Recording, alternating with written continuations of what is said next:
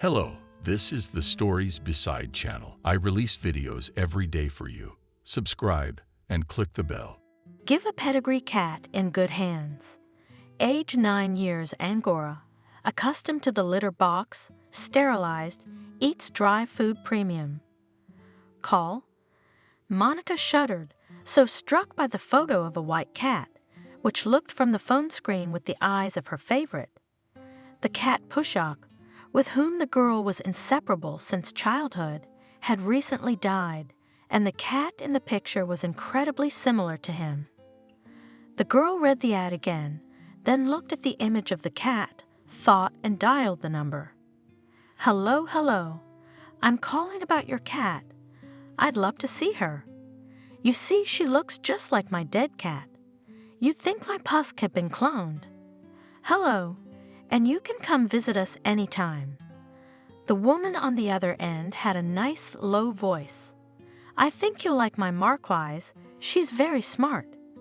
Monica noticed that the woman seemed sad or tired. It turned out to be a short drive, just halfway to Monica's work. They agreed on a time to meet. Monica didn't want to put the matter off and drove to the specified address right after work the very next day. A strange excitement swept over her, as if meeting someone else's cat was something special and decisive. When she found the right entrance, she stood for a minute, took a deep breath, and resolutely went inside. There was a tiny rug by the door of the right apartment. It was clean. She pressed the bell. A very thin woman of small stature opened the door. Good evening. It's me, Monica. Remember from the ad? Yes, of course. Come in, please. Inviting the guest in, the woman walked forward. Monica noted that her gait was not stiff, as a completely exhausted person, through the darkish corridor, went into the room. In a small apartment of the old type, there was hospital sterility and emptiness. No furniture, no appliances, no clothes hung on the chairs or scattered, no personal knickknacks or those not too necessary things which give the dwelling coziness. Even the curtains on the windows looked poor and temporary, of some cheap and frivolous matter. The house would not have been habitable if the lady in the white kerchief had not seated herself opposite Monica on a small sofa, making an inviting gesture. Monica looked at her, not without embarrassment. She looked haggard, her bloodless face like an icon. Make yourselves comfortable, the woman said in the meantime. Aye, Ashley, and here is our Marquise. She led with her hand, but Monica at the entrance already saw this incredible picture. The large white cat was sitting on the only chair by the couch where the hostess and Monica sat. She looked like a majestic statue. The emptiness around it especially enhanced the impression. The cat stared at the girl, studying her at first, and then shifted her gaze to the woman in the headscarf, as if demanding an explanation from her. Monica, too, was scrutinizing Marquise. Hello, Marquise, she said quietly. You are very beautiful. Tears came to her eyes, and the girl was silent. Ashley nodded understandingly. Pulling herself together, Monica turned to her. Are you leaving, or? If. She smiled sadly. I guess you could call it that. She paused for a moment. It was obvious that the explanation was not easy for her.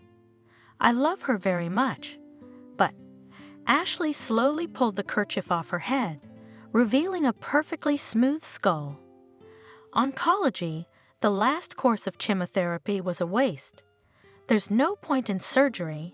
I've got 6 months to live. Monica, stunned into silence. That's why her voice was so impassive, her face so pale. That's what the scarf was hiding. What can I say? You know, I've gotten used to the idea. Ashley went on. It's true that one gets used to everything. At first, the news is like a lightning strike, and then you have to get on with your life. You can't go to the coffin alive. She grinned bitterly. The two women, From the first words felt sympathy for each other and continued to talk about some unimportant things, trifles. Strangers, it would seem, had nothing in common, but two lonely people needed warm companionship, and the Marquesa, meanwhile, jumped down from her chair and approached them, rubbed herself against Ashley's legs, then raised her face to Monica's and meowed. "You two are going to be friends." Ashley predicted and smiled. "But you know, Monica, it's complicated. I think you'll understand. I have a scheduled hospitalization coming up, and I'd like to keep Marquise with me for 2 weeks. Would that be okay? And you'll come over after work. You'll get used to each other." "Of course I don't mind. Let her stay, of course." Monica said goodbye warmly and left to visit her new acquaintance and her cat during the agreed time. She was anxious, but at the same time somehow lighter after this meeting. This evening filled her with memories. With all her heart, she sympathized with Ashley.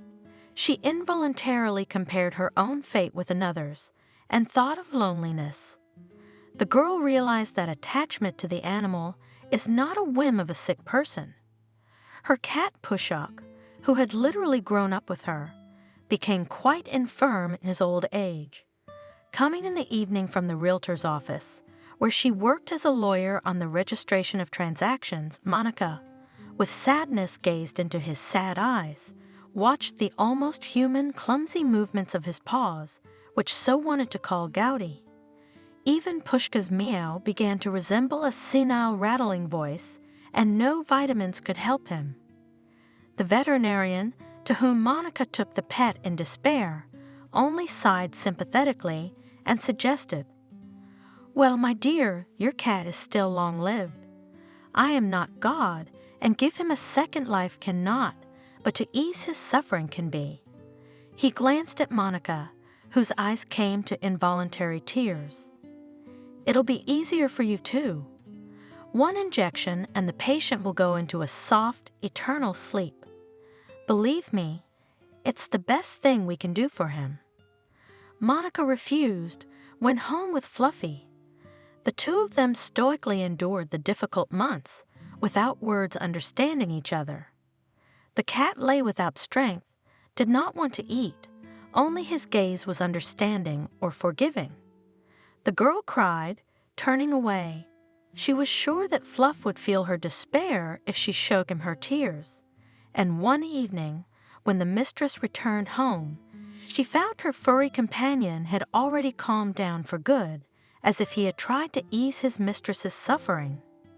Monica spared no effort or time to take the pet's body, which had lost its soft pliability, to a distant abandoned dacha to bury it near her favorite lilac bushes, where once upon a time they had spent many happy hours together as a family. She was left all alone. The girl was returning from the half-destroyed fence of the old dacha, limping a little and talking to herself. "Well, now there is no one to talk to, we have to do something, we have to live somehow. Who's a cat and who's a best friend? It's not my fault that I'm alone. I have to live." So talking to herself, she reached the entrance where the train stopped, under the clatter of wheels and conversations, looked out the dirty window and decided to take the cat. In the province, a lonely person is immediately visible. Neighbors know almost everything about him, everyone in sight. The fate of a loner in a big city is unenviable, especially if the character of the person is peculiar. Monica was a kind and intelligent girl, but childhood trauma left her a slight, almost imperceptible limp on one leg, and this complex she has not been able to cope with. In her distant youth as a romantic young lady, she had the misfortune to fall in love with a kid from the neighbor's yard, Jack. Black-haired and swarthy, he resembled a gypsy.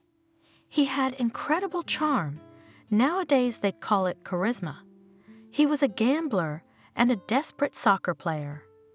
A couple of yard games were still going on, and Monica could watch the boys, pretending she was interested in the game and not in any of the players. Girlfriends and little kids were squealing and yelling. Monica was in this crowd of fans too, and caught every move Jack made. His swarthy body soared in a run. The boy's supple torso aroused admiration. Jack was always surrounded by a crowd of younger kids. It was their idol.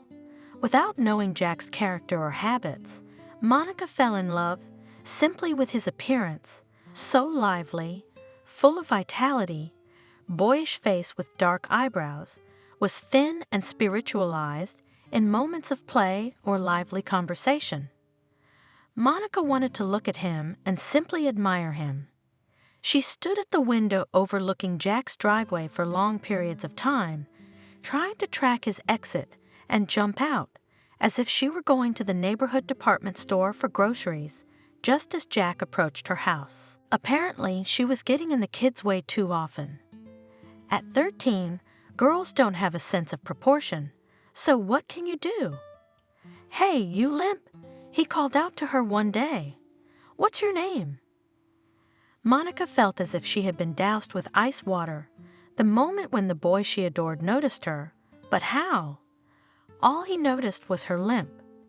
She then immediately ran home and did not even cry, only stopped looking in Jack's direction.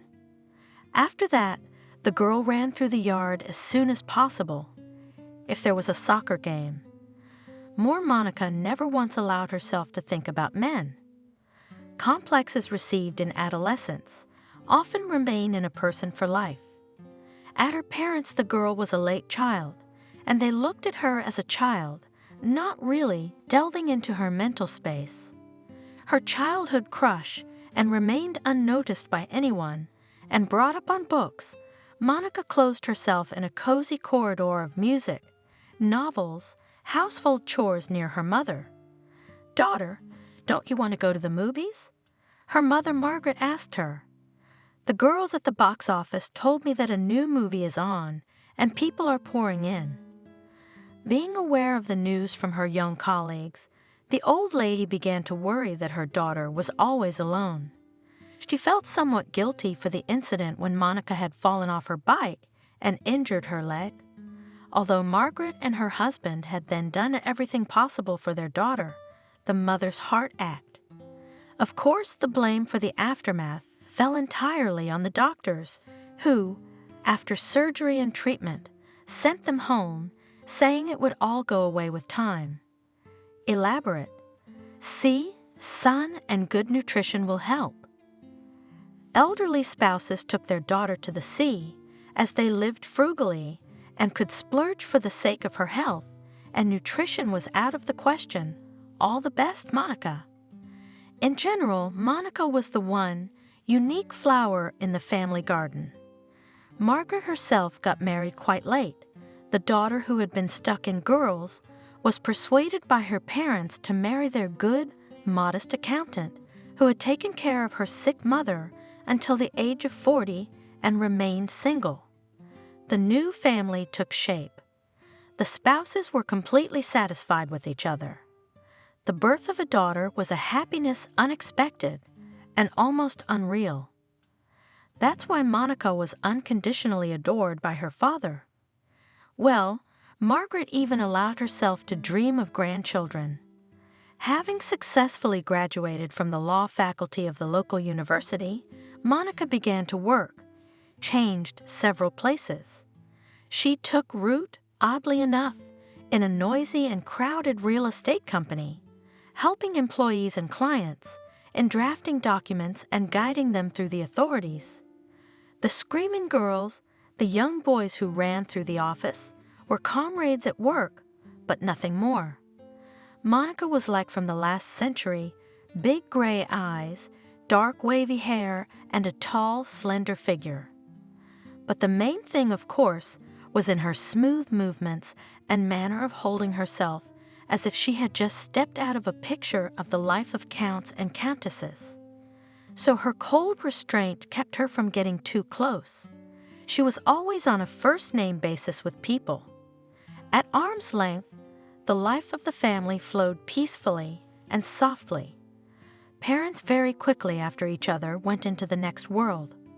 very modest, inconspicuous people who bore their duties all their lives as they should, and when they grew old, they passed away one by one, as if they were bound together. So Monica stayed with Pushka and lived quietly, not suffering from the absence of relatives and friends. After all, there was a kind friend who had given her his warmth and affection since her early childhood. Now she had a new relationship ahead of her. Monica stopped by Ashley's house a day or two later. "Hello, Ashley. It's Monica. Can I come by again tonight?" She'd called before she left her office. She was always happy to see a new acquaintance, treating her to tea from her meager supply. Monica, seeing the embarrassment of her new friend, brought her a little something so as not to embarrass her. She was an excellent worker and earned quite well for her position. Deals were made a lot, despite the crises and cataclysms that abounded in the last 10 years, and a good lawyer, both clients and realtors appreciated. But each time the guest became convinced that Ashley ate like a bird, and most often she had no appetite at all. The only food she accepted with joy was food for her favorite cat. Here Monica did not skimp on the most, what is to say, premium. Oh, perfect timing. Just sprinkling the last of it on her. Ashley's eyes lit up at the sight of the bag for Marquise. The woman looked away immediately, embarrassed by her poverty and not admitting it. Marquise will have to get used to me. Maybe she'll realize that I'm not unhealthy and accept food from me. Monica explained her in, smiling at Ashley. She didn't want to embarrass the sick one. "And where did you get such a gorgeous cat?" she asked. Ashley smiled weakly. It was obvious that the memory pleased her. "Oh, that's a very interesting story," she said. Funny and sad at the same time. Then she was silent, reconstructing the details of that long-ago day. "There was always music in our house. My parents were different. Sometimes they had fun, and sometimes my mother liked to cry, even cry, finding some far-fetched reasons. Mom had no reason to cry, I assure you, Monica. Papa idolized her, but Mama, she was a real Carmen, hot and passionate, and terribly, terribly jealous. My parents loved going to the theater and were regulars at Philharmonic concerts, and Dad once had the misfortune to praise one of our local singers. She sang the lead parts, had a beautiful voice. Her name was Lauren. Mama, of course, did not fail to show her temper. She made a scandal. Well, only at home, my sister Clara and I laughed. But Daddy wasn't laughing. So Mom asserted herself, you see. It may have looked silly from the outside, but Mommy knew what she was doing. Our intelligent, soft Daddy was also asserting his own importance. How could he? Such a beautiful wife, jealous of him, and to whom, prima opera stage, it means that he is worth it. It means that he is a real man. My God, how touching they were in their funny quarrels. And how did they make up afterwards? Dad would bring a huge bouquet, Mom would play the perfect hostess, which she never was, and cook exclusively to Dad's order. Ashley's bloodless face lit up as she told the story, became alive. It felt as if she had forgotten herself and distracted herself from her painful condition. Memories of loved ones gave her strength, but it was difficult to breathe. The woman took breaks to take a break from the emotional narrative. And then Mom went quite far in her marital zeal, wanting to prove that she was ready for everything for the sake of Dad, suddenly offered to go to the singer and present her with a bouquet. Dad was confused, but could not contradict Mom. It's great for the family and the kids. Daddy's never, ever been inferior to anyone. In work, in friendship, and in his love for Mom, he was faithful, acted only according to his beliefs and principles. And here they are, Mom, with an important look, Dad with a gorgeous bouquet, go after the play and the restroom actress, and there is no one, not a single admirer at the door. Not one, not even the most pathetic bouquet under the door. The actress, in whose honor just exploded with applause hall, sat in a corner alone, holding a cute little white kitty in her lap and wiped her tears. It turned out that the other day Lauren leaves to her husband in Israel, planned her benefit, but the wife of the chief director, talentless and envious, did not want Lauren to receive a farewell ovation. She secretly warned the entire staff of the theater, who bribed, who simply frightened of dismissal, and the servants simply put the intended prima, bouquets and baskets in the backyard. Not only that, schemer, hoping, after the departure of Lauren to get her role, entreats to achieve the cancellation of the benefit. The actress, having told about this completely alien to her people, burst into tears on the shoulder of our mother. "Lauren, my God, how is she? How are you? You are a golden voice, my dear." Mommy hugged Lauren and sobbed with her. Daddy did not know how to calm this couple drowning in tears, but called someone from the closet and asked to bring champagne from the cupboard. When the parents returned home at midnight, having dropped off Mom's best friend, the singer Lauren, there was a little white cat in Mom's arms.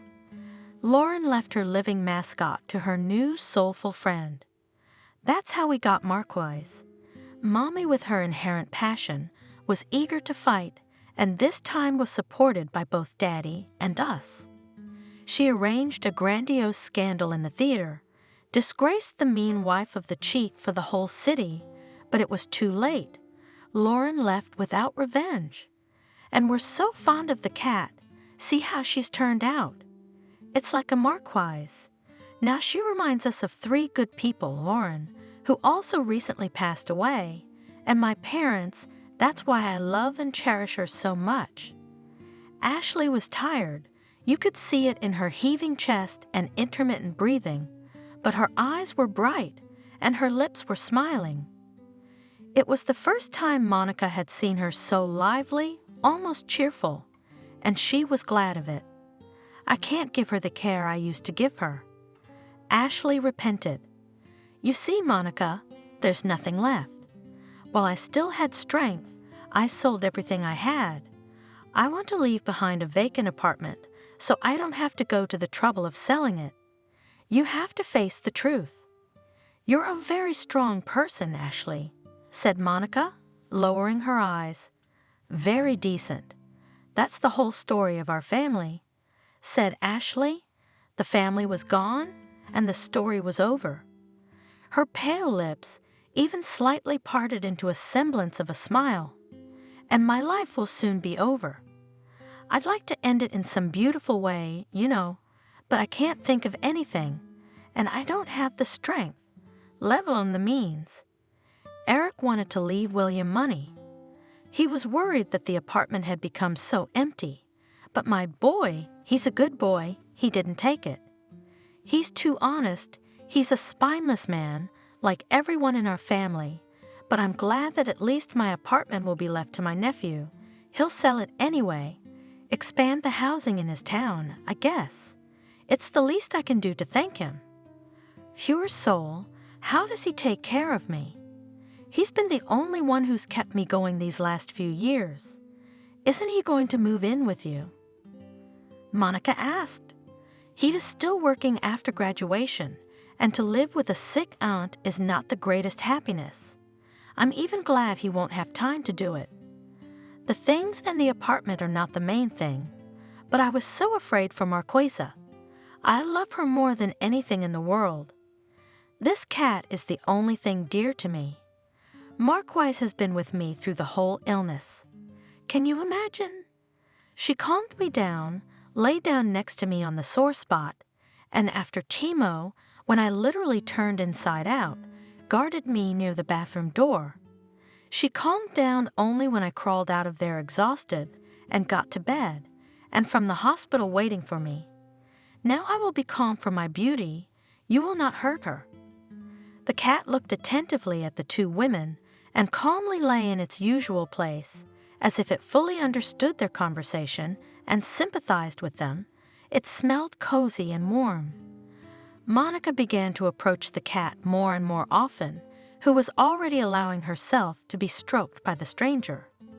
When people have little time to socialize and all the deadlines are shortened, they bond much faster than in normal life.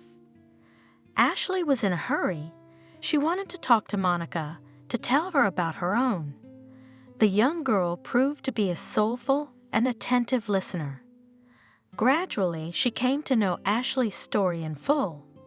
Young Ashley came to this city to study.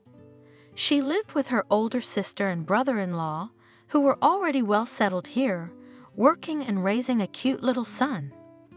Ashley adored her nephew's baby, and he reciprocated, but no matter what they said, it was shameful to sit on each other's heads in the small apartment of young married couples with a small child. 6 months later, Ashley moved into a student dormitory. "Why are you leaving?" Her sister Clara, as thin and white as Ashley, was indignant. "I'm home. Soup is hot any time, study. There's your balcony, please. Brian, you tell her." She addressed her equally young, curly-haired husband. He was fully immersed in his favorite job, not much at home, of course. A teacher at a technical high school, this is not even a school teacher.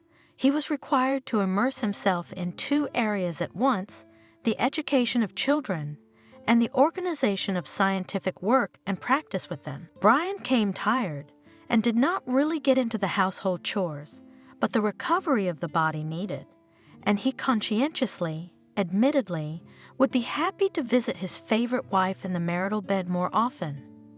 And secretly he was looking forward to his sister-in-law's move, too, for she was young. "Stay, Ashley." The young husband pulled, but not too convincingly. "I did, and I didn't regret it at all. If you haven't lived in a college town, you're not a student." The girl from the province had an easy disposition, was successful in her studies, but most of all, she was attracted by the tourism section, where there were many strong and as cheerful as herself, guys and girls, especially the guys. One of them caught her eye. Tall, a head taller than Ashley herself, a powerful blonde. Eric seemed an odd name, but it didn't fit the stately fellow, with big hands, obviously familiar with a shovel, a paddle, or even a hunting rifle. And how is he, in general, studying normally? Ashley quietly asked his classmates, like everyone else. They answered her. He's a good student, of course, because of his diligence and effort, but sometimes he'll come up with an idea. Last week, he suggested replacing one tricky thing and the apparatus the most simple. And it worked like a charm. Can you imagine? Even our professor wondered how he didn't think of it himself. And indeed, Eric gave a suggestion that I wanted to try and practice. Technical university, but even here such bright heads are not often found, and in the Students' Trial Design Bureau, the backbone of the same thorough, thoughtful guys was gathered. No one was surprised when later they stayed together and set up the production of running household appliances.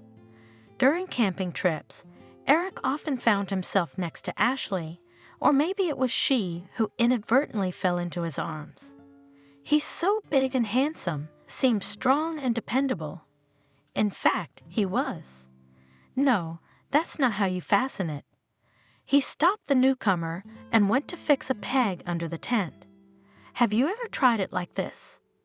He took a knife from his buddy and showed him how to split, with small shavings, the saved dry wood in order to quickly light a fire. And when, with one sharp movement, he set Ashley's dislocated leg on the mountain path, he became a god to her. She lay awake all night, grateful, remembering the warmth of his hands on her ankle and imagining his wavy hair in front of her. Her leg ached, but the curls of it, she could still make out. It must be true what they say about the rescued becoming special to the one who rescued him. And so it was with Ashley. He was now noticing her everywhere. "Hey, squirrel!" he shouted to her from afar. "It's a tough route today. Bandage your leg, you hear?" "Well, squirrel, is it an axe porridge today?" He teased her when it was her turn to cook. So gradually, unnoticed, he got closer and closer. She mollycoddled and did not believe the happiness, but did not show it. By the end of the trip, the comrades, who noticed their not quite usual affection for each other, began to shout to both of them. "Hey, squirrels!" It was exactly affection, because they walked together, as tied to each other, and two bright heads always flashed near each other.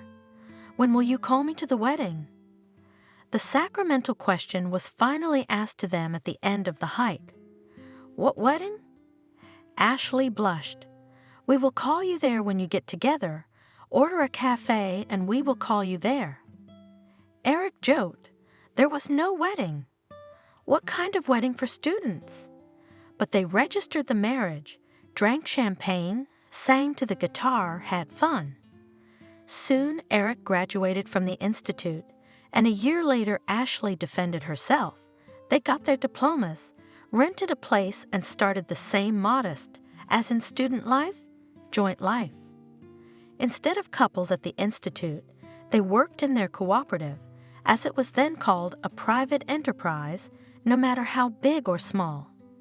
Eric turned out to be not such a strong technical genius as it seemed in his student years, but he gained such good friends, got to know such guys who could do incredible things in a couple of days.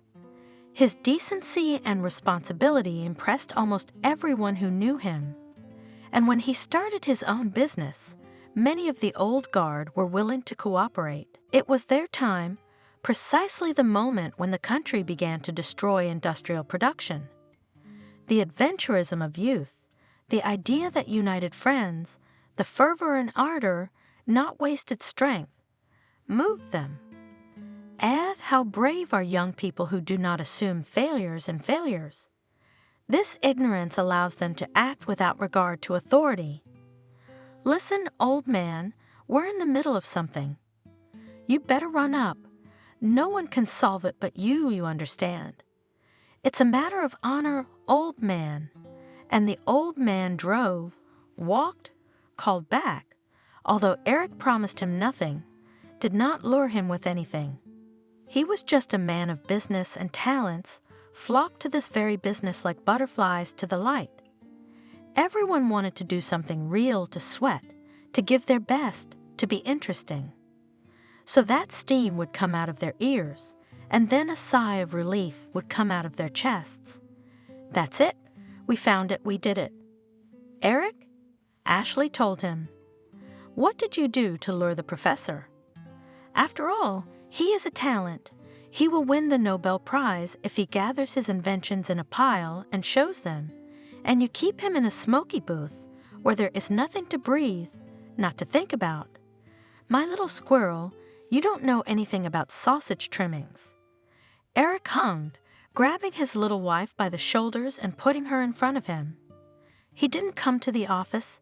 He came to us, understand? Well, you do what you want, but people shouldn't work in these conditions." Ashley spoke. "Let's calculate how much we need for new windows, furniture, again to renew. The computers are state-of-the-art, but they're on shabby, almost dumpy desks. Come on, I'll order it tomorrow, sign here." Eric, scratching his thick hair, sighed and signed, sometimes with a groan. What a dump, Ashley, for God's sake. They're college desks. Your brother-in-law wrote them off. At least don't say that to him. My sister's husband had been headmaster of a vocational college for many years, and he'd helped his brother-in-law with the written and scribbled desks. How could one resist the charm of kinship? The two families lived amicably, meeting on holidays at the dinner table, but not so long ago Clara and Brian moved to a neighboring town where their son studied at the institute. Ashley, though she was not an accountant by specialty, from the first days was engaged in the payroll of employees and other small matters to which Eric could not reach his hands. A woman's eyes saw the world differently, and sometimes her wife could see things and poke Eric in the nose, in his short-sightedness, that he marveled. "Really, Ashley? I wouldn't have realized." Years went by, then flew, and they were the same loving squirrels, head to head, solving life's questions. On vacation, the spouses in the old memory went on hikes, mastering the most difficult routes. Once they'd had to interrupt the trip at the most unexpected moment. The son-in-law had a heart attack. He died overnight. Nephew was only in his first year. No comrades, no life experience. Sister in a new city has not had time to recognize anyone. In addition, in a terrible grief, confused. The funeral arrangements fell on Eric's shoulders. Ashley comforted her sister as best she could. "Do you want us to move you back? While you live with us, we'll find a more comfortable apartment. You'll get a job. At least with Eric, there's always a part-time job in the office. You won't be lost, Clara. I can't go back there. Don't you understand?" I was in tears, Clara. "Every time I see you, my heart bleeds for the good life we had. Why did you think of moving?" He could have worked in his college, but no, he had to go to production. These plans, this nervousness, and Clara was crying and wailing again, unable to talk about anything else. Eric went home. Things were busy. Ashley stayed behind to help and support her sister, at least for the first time. She was well aware that Brian had no chance of survival. That was what the doctors had explained after the autopsy. It was such a case that a heart defect does not manifest itself in any way during a person's life, and it is impossible to be saved from its manifestation without knowing about it beforehand. However, Clara did not want to hear this. She fixated on unbelievable options to save her husband and blamed herself. Ashley almost all the worries of her sister took on herself, and the wake for 9 days held, as Clara remained indifferent. "What's all this for?" Clara said. Would it bring Brian back? And she started crying again. It was impossible to sort out the dead man's personal belongings in front of her. Either she might just become hysterical. Ashley and William tried to get through this burdensome business as quickly as possible when she went to the cemetery. She went to Brian's grave every day and came back in tears. Neither son nor sister could resist. How can you keep a person from loving someone, even if it's a dead person? No matter how much I try to help, but to survive the death of a loved one, each must himself. Ashley had a job waiting for her, and Eric could use the support and care of his wife. But here? Clara should come out of her depression in time, and the absence of her sister will only be good for her. Otherwise, she will continue to live in her fragile shell of grief, unconcerned, disconnected from business, and worrying about her student son. If William didn't break through that wall between mother and everyday life, no one else would. That's what Ashley assumed. It was with a heavy heart that she left her two close, but now lonely people. Long conversations and shared affairs with her nephew had brought them even closer together, and now Ashley called daily not only to her sister, but also to William. "Oh, Aunt Ashley," William lamented. "I don't recognize Mama. She's turning into an old woman. Now she's started going to church. Can you imagine? She prays, she crosses herself, she even smells like a stranger, something heavy. I don't know what to do." They say daughters often repeat their mother's fate. Ashley's sister Clara certainly did. Her husband's death threw her into such a depression that the woman began to melt before her eyes. The son didn't know how to make his mother enjoy life, move.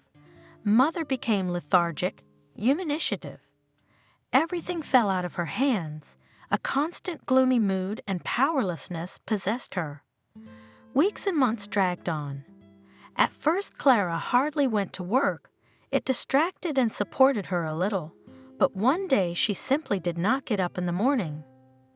The doctor called by the exhausted son gave a referral for tests, but in the morning the mother lay listless and did not want to get up. William called his aunt and son-in-law. Immediately the relatives arrived and were amazed at how much she had given up. She was almost an old woman with a faded look, dressed in anything. She spent most of her time in silence, sitting somewhere and looking at herself.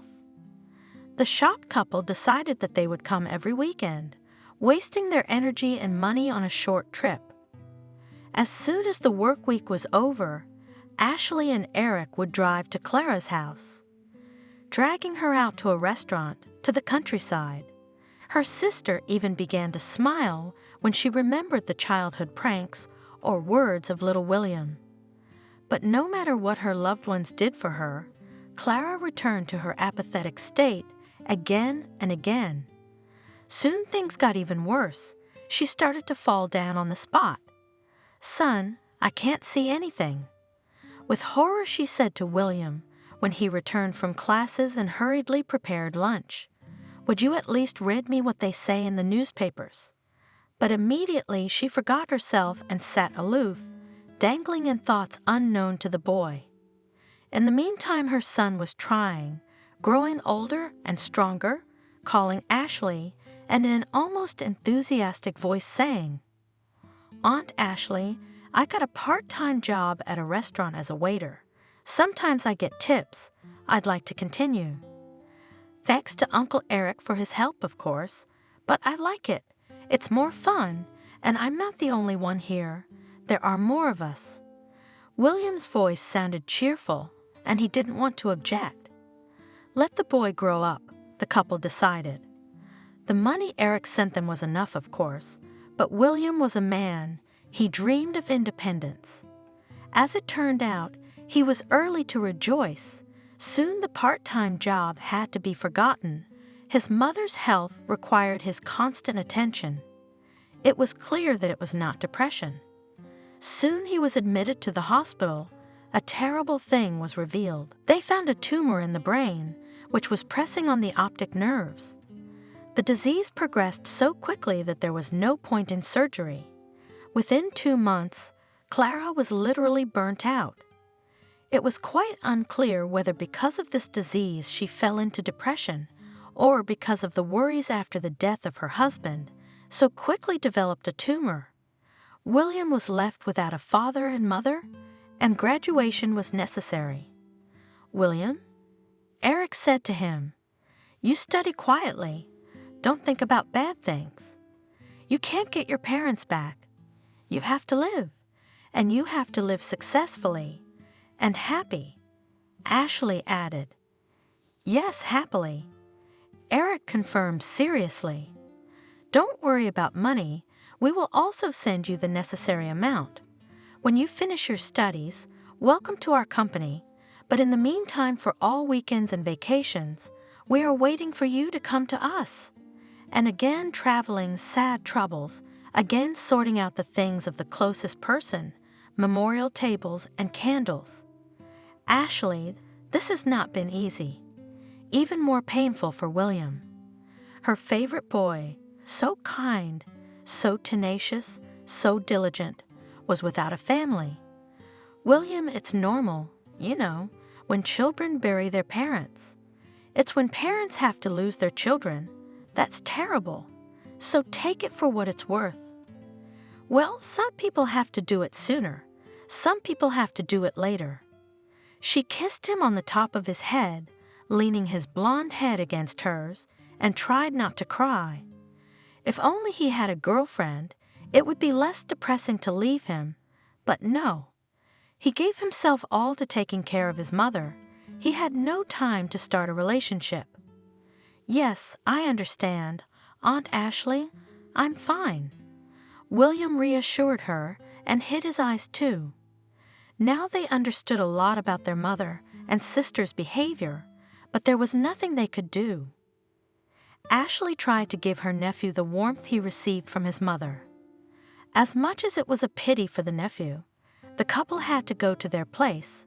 They could not live for the young man. In the evenings, they could not talk about anything but Clara's death.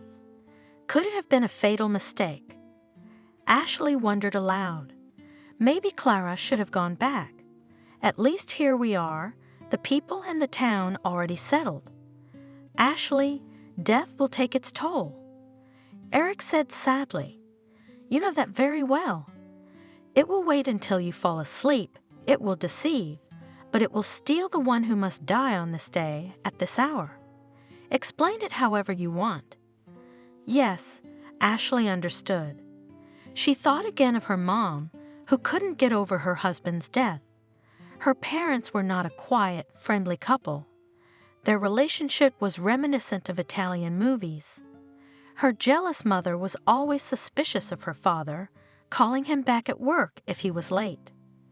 The father would be patient and silent for a long time, then explode, and the girls, Clara and Ashley, would cover their ears. Then the parents, as if nothing had happened, would dress up and leave for the theater, for a visit or a banquet. They would quickly pack up and leave for the South, entrusting their daughters with an independent existence. The girls laughed at their parents' eccentricities because they knew how they adored each other. The first words when Daddy came home from work were, "Where's Mom? Is she home?" Mother, taking off her shoes in the hallway, already asked, "Where's Daddy? Is he home yet?" And when the father fell under the car, a drunken slob, the mother barely lived without him for a year, then quietly died in her sleep, not giving trouble to her daughters.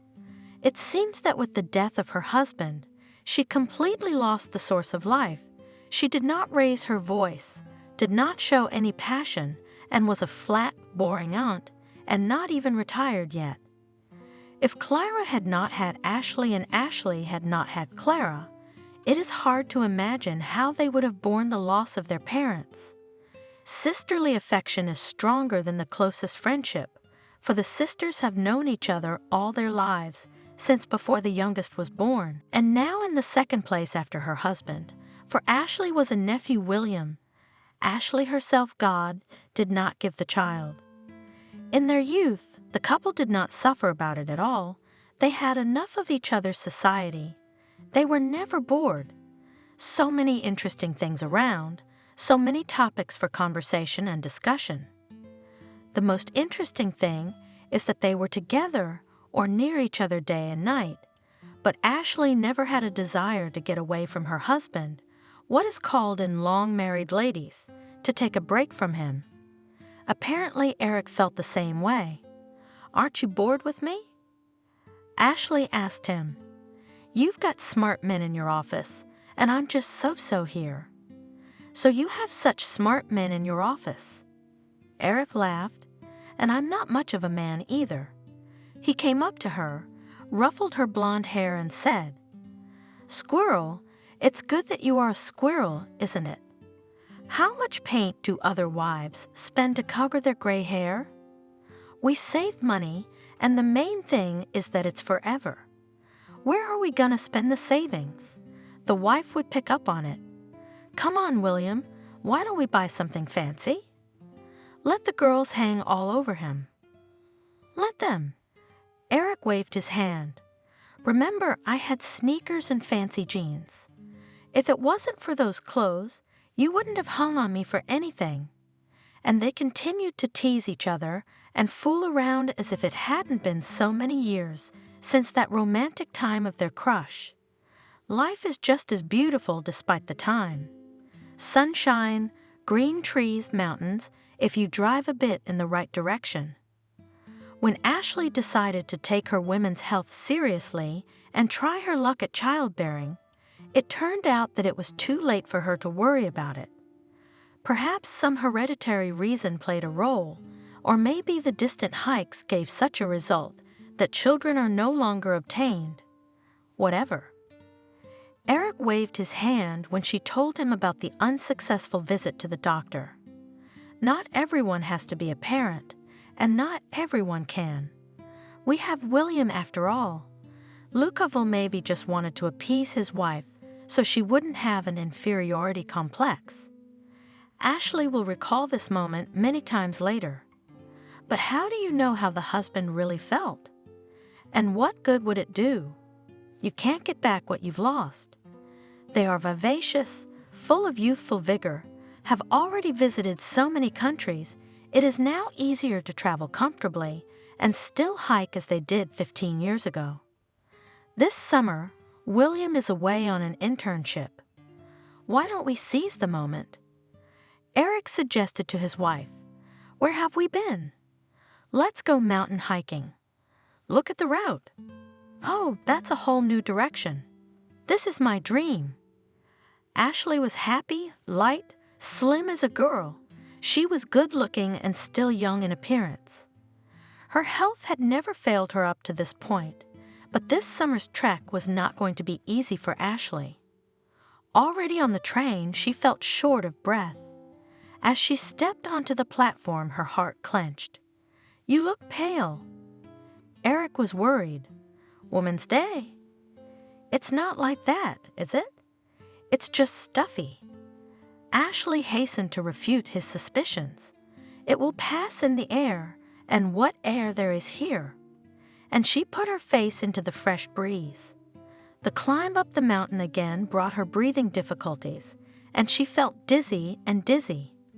She seemed to have walked only a little, but she was already exhausted and sat down right on the path on a large boulder. "All right, let's go down," Eric said sharply. He helped his wife to get up and dragged her down. The descent took a long time, and the couple stopped from time to time so that Ashley could rest. She was put to bed at the bottom, but her strength was too slow to recover. The injections given by the paramedic on duty did not help. Ashley and Eric were driven to the nearest hospital by random hitchhikers in a large Jeep. Other vehicles would hardly have been able to make the journey, or rather, off-road. Eric spent the night in a chair in the hospital hallway. In the morning, he could barely wait for the doctor to examine his wife. Alas, the doctor's hands folded. "Your wife has something more serious than fatigue or malaise by the looks of it. I suppose a CT scan is necessary, and we don't even have a decent X-ray machine." The elderly doctor sighed and thought for a moment. "You know what?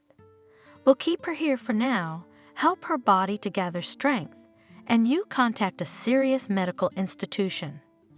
Then you'll know exactly where you're going, and your wife will be able to travel more easily. For now, I would recommend that she rest." A frustrated Eric shook the doctor's hand and went to call his family.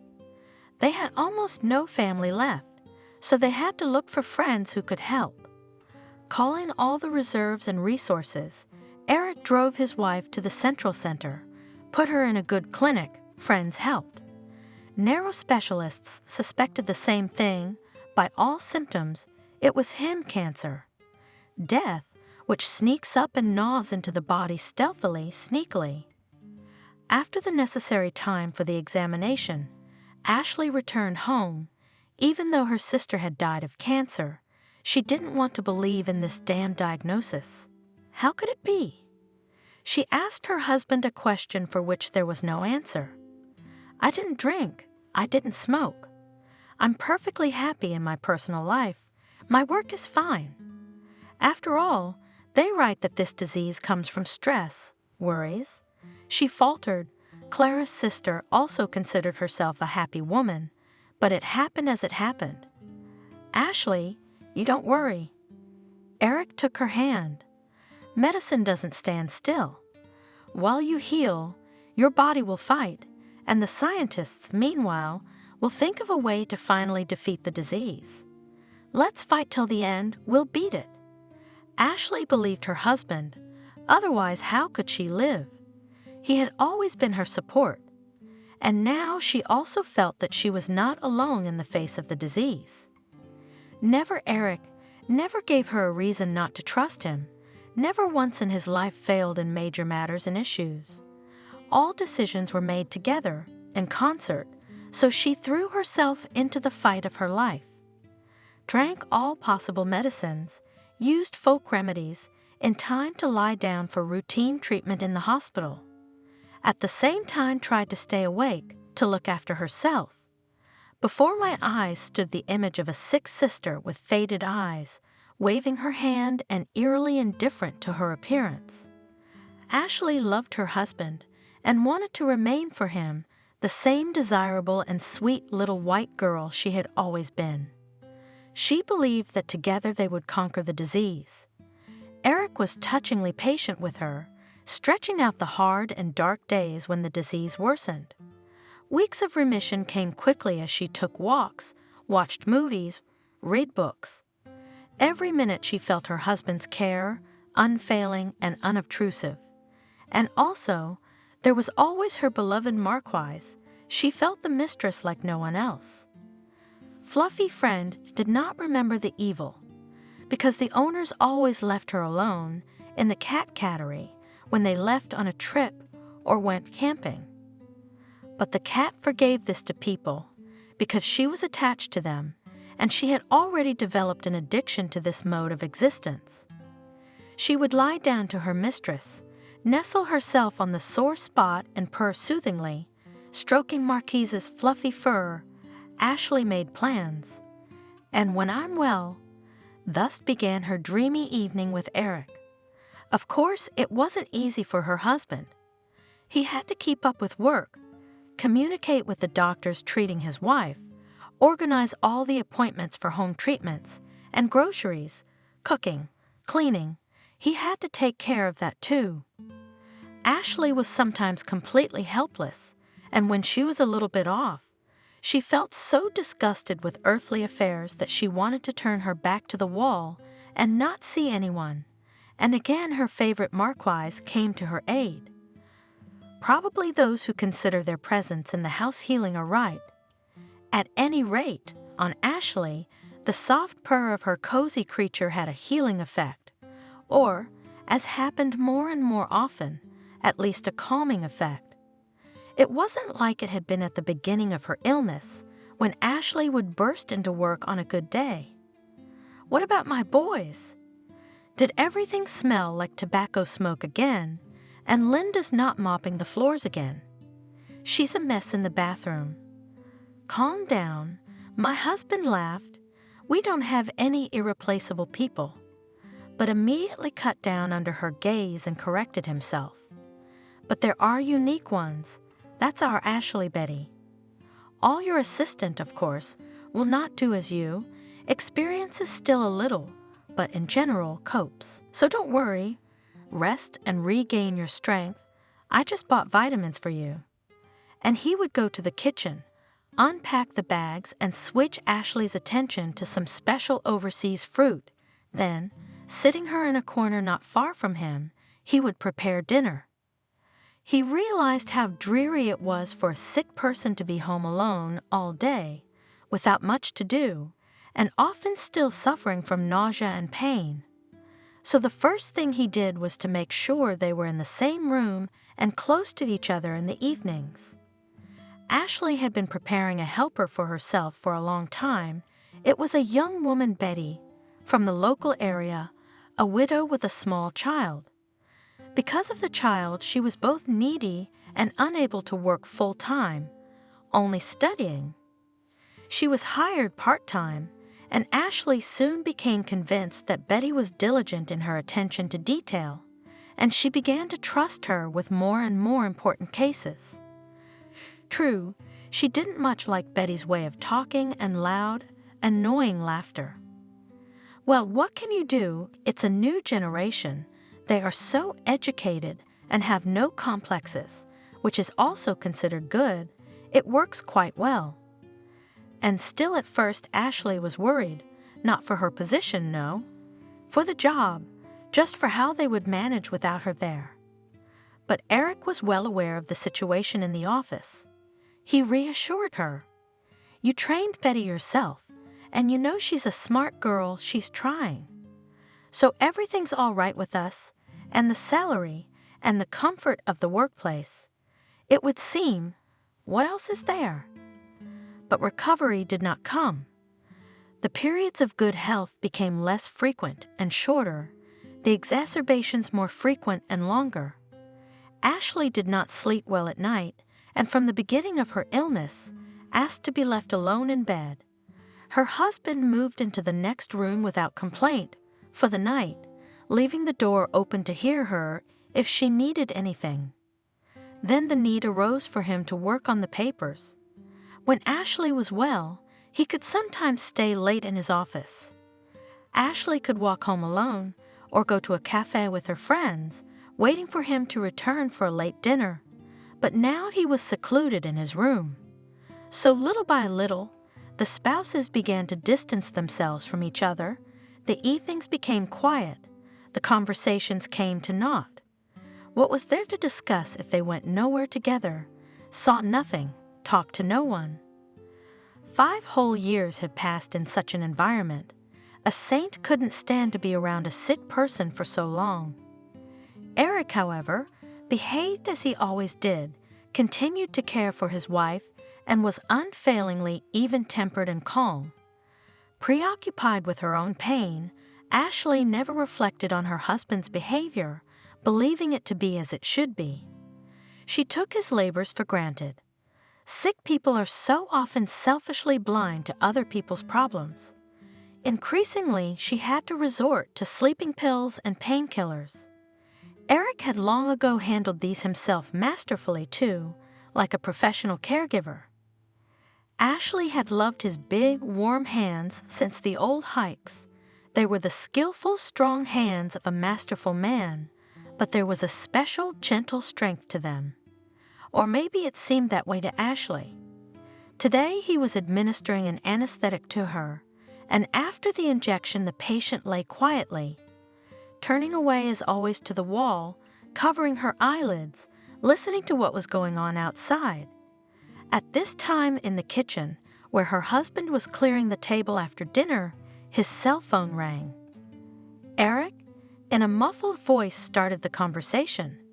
It became clear who he was talking to, the woman who had joined the company in her, Ashley's, place when she became ill. The specifics of the job were so well known to Ashley that she could guess Eric's interlocutor by 2-3 phrases. Yes, it's Betty, of course, a business conversation. But suddenly, his tone changed, cooing, intimate. She knew? Come on, sweetheart. Eric spoke, muffled by his beautiful baritone. Everything will be all right, just a little patience. Tonight? Of course not. No, I can't. She's asleep for now, but she'll wake up soon, won't she? Almost shrieking, Eric immediately lowered his voice to a whisper. I'll see you tomorrow morning. Kisses. Ashley couldn't figure out what this conversation meant. But in general, everything is clear and understandable. Her husband and this rude young lady have a relationship. But is that how it works?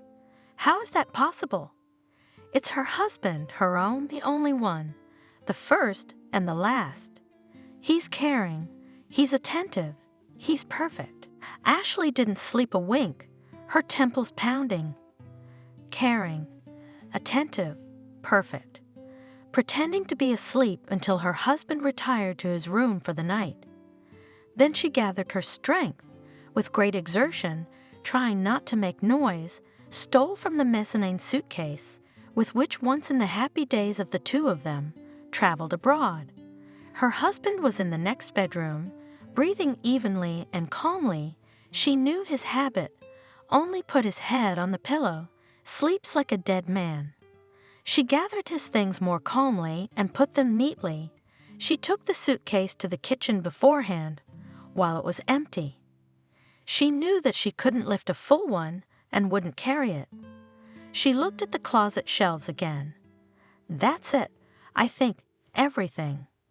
I'd packed the essentials. I sat in the armchair until dawn, either in oblivion or in a half-slumber, but I had no strength to think about what was happening. The faithful Marquisa nestled at her feet. It was morning. I heard Eric get up, go to the bathroom, then into the bathroom. Ashley got up from her seat and went into the kitchen. She poured water into the kettle and lit the gas burner. "You're not drinking tea today," she said, as if to herself, but it was addressed to her husband. He had just entered the kitchen, wiping his face and neck with a snow-white towel. "Good morning. How did you sleep, little squirrel? Why are you up so early?" He reached for her with a kiss, but Ashley pulled away and he almost tripped over the suitcase. "What's this?" Immediately his face began, before Ashley's eyes, to lose its features. It was very frightening to see. There was one man standing in front of her, and in half a minute there was another, completely lost, crumbling, a stranger. He understood everything. "Go away," Ashley said calmly. "I heard you talking."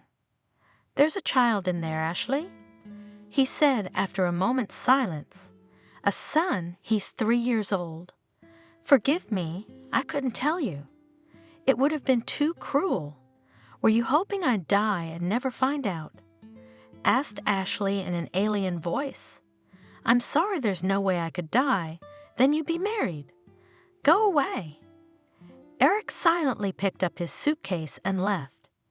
Ashley looked at him and wondered how this man who was so dear to her, was now suddenly a stranger. How could it be? She was in a sort of suspended state, in a stupor, unable not to cry, not to curse her lovers. She froze and then went to the window, then sat in the chair, staring thoughtlessly in front of her. I couldn't realize what had happened, and a day later I ended up in the hospital, in a very bad condition. "Did you have some kind of stress?" asked the doctor, a nice dry woman, a little younger than Ashley herself. "No," dimly Ashley answered, though it was clear from her voice that yes, of course she had. This time the treatment was very hard and slow. An ambulance had been called by a neighbor. There was no one to take Marquise to the usual place. Worried about the cat, who was left without care and supervision for the first time, Ashley called her nephew. "William, try to come, please. I'm begging you, honey. The cat's all alone in there." I didn't have time to warn anyone. Ashley herself did not understand why now, after so many days of loneliness and patience, large tears rolled down her cheeks. Before, she had been like a dried-up pond with cracks in the bottom, dark, soulless, dried up. William was upset that his aunt was in the hospital again and promised to come soon. He was quite satisfied with the squeezed-in business trip when he asked in surprise where Eric was. His nephew had indeed arrived. He was to not only take care of his aunt, but also to be a thimble to listen to Ashley's difficult account of what had happened. "Aunt Ashley?" he said, hugging the thin woman. "You're strong. Do you remember how you took care of your mom? How you explained everything to her so well?" "I can't do that. But you realize you have to live, don't you?" "And Uncle Eric?" "Let him live once, maybe. You're right." Ashley supported him warmly. "Let him live. As long as he's taken care of me, I should be grateful to him. Don't you, William?" She looked inquiringly into the young man's eyes, but he averted his gaze. What could he say? How could he, to answer for a grown, strong man? Everyone makes his own choices. From that day on, the boy helped his aunt in every way he could. He came at her every call, took on all the cases that required walking, visiting all sorts of instances. He also communicated with doctors and delivered medicines. It was good that he was well regarded by his superiors at his workplace, where he worked for the 2nd year after graduating from the institute. Realizing the need to travel, they let him go, gave him time off. Once William came to bring his aunt from the hospital, and decided to clean up so that the apartment was at least clean. He was scrubbing the floors when the doorbell rang and Eric stood on the doorstep. "Hello, William," he said hello grimly, not showing surprise. "Hi." William was a little confused. "Don't you have a key?" "Yes, why not?" Eric pulled a rattling bunch out of his pocket. "It's just inconvenient, so I wanted to give it back to Ashley." "Come on in." William moved aside to make way. "I'm cleaning the floors because Aunt Ashley's being discharged tomorrow, so I thought I'd freshen up the air, so to speak." Eric held himself as stiffly as a guest. It was obvious he was uncomfortable, and the conversation was not going well. Meanwhile, William boiled the kettle, put cookies and butter on the table, and made tea. Having poured it into cups, he moved it to the guest and made an inviting gesture. "Well, let's drink tea." All his movements were practiced, taking care of his mother, gave the skills of housekeeping. Got to the lad. Thought Eric, he coughed embarrassedly. And here I am." The boy looked at him uncomprehendingly, but so bright and ingenuous was his look that Eric himself did not realize how he had talked about what was troubling him. "You can judge me, of course," he began. "Yes, I'm a traitor. Ashley's my only love, but it just so happens that this woman—" He hesitated, but he didn't call Betty by name. "She turned out to be pregnant, a casual affair, fleeting, but it kept me going. You see, she was silent, but she kept looking at me like that. And I was tired, I weakened. That's the way it came out." William listened to him silently, keeping his eyes down. When Eric sighed heavily and clutched his head with both hands resting on his knees. "And then my son was born, and that was it. I couldn't leave them. Now the son is 3 years old." They sat in silence. Then William said, "Uncle Eric, I'm not your judge. You've always helped me. But I know one thing for sure. Aunt Ashley would never leave you. 5, 10 years, all her life she would have been with you. I know she would." Eric almost whispered, "I know, which is why I don't apologize." He rose heavily from his chair and put his keys beside the cup, not touching the tea. Monica listened to Ashley and realized that she didn't want to be this old, this sick, this lonely. She already wanted to leave this dull, empty apartment, to start living somehow differently, to be light at heart, light in the house. Yet she sympathized with Ashley with all her heart and was ready to help her. And so the day came before the trip to the hospital. Ashley had warned her in advance, and Monica came in the evening with the express intention of taking the cat home with her. Ashley had also prepared in advance. "Monica, here's the carrier, Marquise is used to it, and here's the rest of the food. However, I haven't been out lately, so it's not much, but I think it's enough for a couple of days, and this is the most necessary. These are our Marquise's favorite toys." She put a ball, a rubber mouse, and a couple of other items next to it. The woman said goodbye to her pet for a long time, whispering affectionately in her ear, only she could hear the words. Then she let her go and Marquise silently climbed into the carrier. "Well then, we're off," said Monica, and finally, taking the carrier in one hand and the bag of things in the other, she walked toward the exit. "Goodbye, Ashley. Have a good day. I'll be sure to call you." Ashley nodded and turned back to the window, holding back tears. Outside the window, a cold fall rain was falling in unison with her mood. While Monica had been carrying Marquise home, she had gotten soaked. Waiting for the bus in the rain wasn't very pleasant either, so she decided to take the easy way out. Walked, still drying herself off. Her apartment was warm and cozy. As she let the cat out of the carrier, she said, "Welcome to your new home, Marquisa. Now you will be the mistress here, keep order, catch mice, You remember the main thing here." She stroked the cat affectionately, let it down on the floor, and went about her business. She hung up her wet coat and scarf and put her shoes on the drying rack. Marquise sat by her things at first, then slowly began to settle in. She walked for a long time in her new home, looked in all corners. All this she did in silence.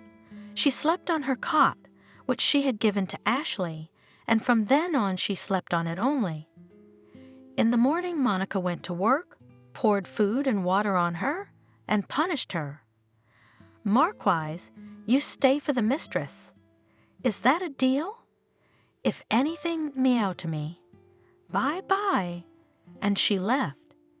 It took a while for the new resident to get used to the apartment and the landlady. Monica didn't know how Marquisa behaved during the day, alone in empty rooms. She left for her office early in the morning, returned in the evening. Always worried, how was Marquise without her? Did she long for her old home, for her original mistress? She was worried about the cat's health, but when she came back in the evening, she made sure that she had eaten a little. Not much, but enough not to starve or lose weight. She sighed, then put the litter tray away and took the white Marquise in her arms. "You're my goodest sweetheart. I know this is hard for you. You're like a flower that's been transplanted into different soil. Mommy didn't betray you, you know that. It's just the way it is, and I'll take care of you. Don't be sad, my dear. We'll be friends, okay?" The cat listened and was silent. It had never once raised its voice since it had moved into Monica's apartment. It was strange, confusing, and a little scary. Monica was worried, then decided to calm down and wait because the cat was healthy and did not show any signs of anxiety. "Why are you so silent?" she asked, stroking Marquise's soft fur. "Are you sad? I promise you that we will visit your mommy, Marquise. Don't be sad." Several times Monica called Ashley at the hospital, then sent pictures of Marquise. The woman was very grateful to her, but her voice grew quieter and quieter each time. Several months passed. Then one day close to spring, Monica's call was not answered, and the next day neither. Then a man answered the phone. "Hello, are you calling for Aunt Ashley? She's in the hospital." "It's her nephew." "William?" Monica almost shrieked. "This is Monica, a friend of hers. I know she's in the hospital. Is she sick?" "Hello, Monica." "Auntie has gotten worse. She's been unconscious for 2 days." William sounded depressed. "How long are you here for?" "Will you be with her?" Monica shifted from foot to foot excitedly. Suddenly she wanted to help Ashley very badly. "I've taken a vacation. Auntie has no one but me," William explained. How could he know that Monica would know about this detail of Ashley's biography? So Monica decided, "William, will you let me visit her?" "Why don't we lie to the doctors so they'll let me in?" "I'm not a relative, and I need to see her so badly to reassure her." "Well, let's try." William was a little confused by this pressure.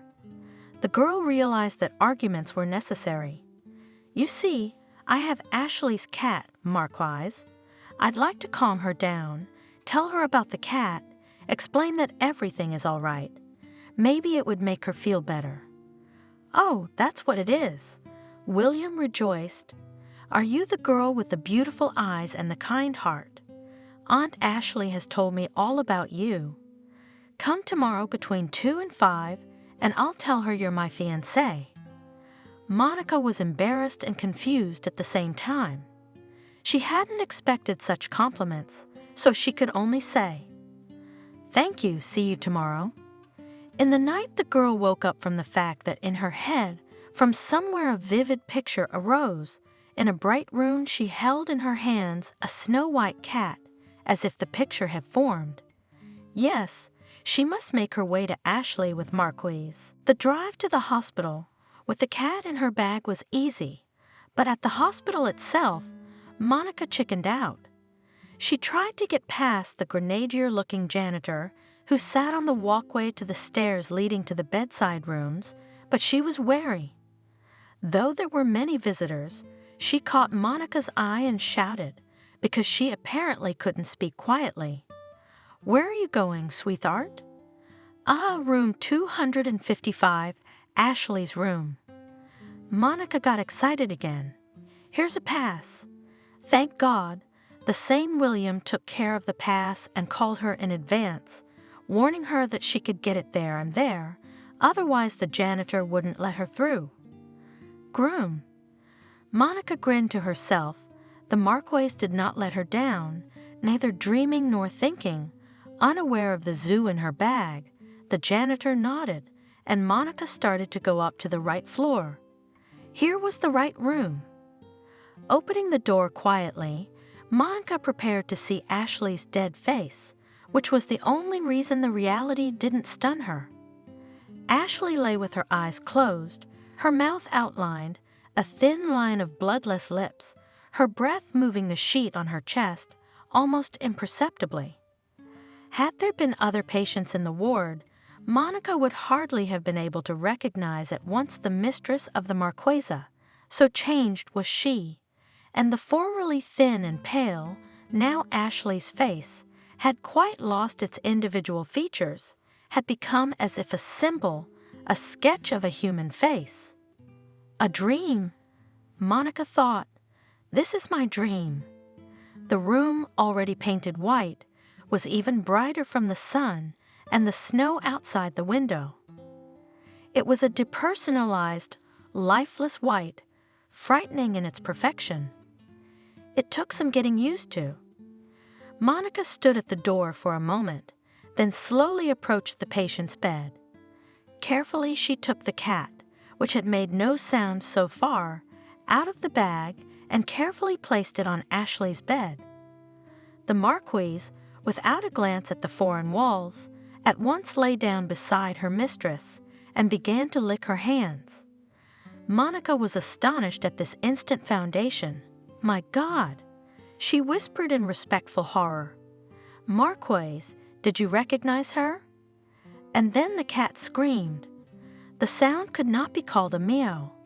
It was a wild cry, never heard before by Monica, as if the animal were in terrible pain. The Marquesa was bidding farewell to her mistress.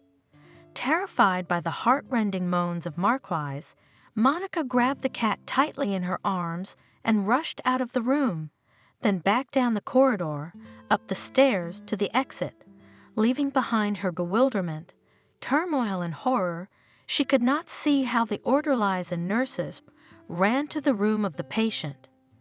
Patients who could move independently to find the source of the terrible howling, paralyzing and inspiring animal terror. But what she knew for certain was that Ashley had stopped breathing that very night, not long after she and Marquise had fled the hospital. And Monica was finally convinced that she had been right to let the two loving souls, human and feline, say goodbye to each other. Then came the funeral. There was only a small handful of mourners at the funeral ceremony, consisting of neighbors and a few former co-workers of the deceased. A young man in his early 30s stood close to the coffin, his face expressing genuine grief. Monica guessed that it was William. As they began to disperse, Monica approached him to introduce herself and offer her condolences. "I'm sorry to have to meet you under such sad circumstances," she said. "Your aunt loved you very much." "Thank you, Monica," he said, shaking her hand with a light, musician-like motion. "It was a great comfort to Aunt Ashley that you agreed to take care of her cat. She said she was completely at peace now." "Oh, really?" Monica was embarrassed. "I'm fine with the Marquesa. Would you let me visit her?" asked William. "Yes, of course." Monica explained how to get to her from Ashley's house, where William was to stay for the first time, and they said goodbye. At home, Monica sat for a long time without doing or thinking. The cat was already used to meeting her mistress at the door and waited patiently for her to separate. The girl went to the armchair, took Marquise in her arms. She murmured some quiet words, then faintly hummed some forgotten songs that suddenly came to mind. Such 5 minutes in the evenings became their custom. Marquise received the warmth of human hands, listened with pleasure to the soft female voice. Monica relaxed, stroking the white smoothness of the cat's back, and listened to the purring of the animal. "Here we are, Marquise, just the two of us," Monica told me quietly. "Your mother has left us, but don't be sad for her. She has calmed down now, she is well, she is not in pain, and you and I will remember her with a kind word." A few days passed after Ashley's funeral and William called. Monica invited him to visit, remembering his request to visit Marquise. In the evening she hastily set the tea table. There was no need to clean up for her guest. Monica and Marquise's house was always in perfect order, as if in the absence of her mistress, the cat had been diligently keeping it clean and cozy. William came at the agreed time. He brought Marquise a large bag of cat treats and toys. Monica immediately at the entrance handed a luxurious bouquet of fragrant lilies, and she immediately placed the fragrant flowers in the middle of the table. The cat treated the generous gifts favorably, even tried the new balls with regal strokes of her paw. Then it settled down in its usual place and looked at the couple talking at the table with closed eyes and purred contentedly. Meanwhile, William took out a bottle of Prosecco. "Monica, do you have a corkscrew?" "Oh, I don't have one. I've never needed one." The hostess was confused. She couldn't tell her that she had been living alone all these years without merry company.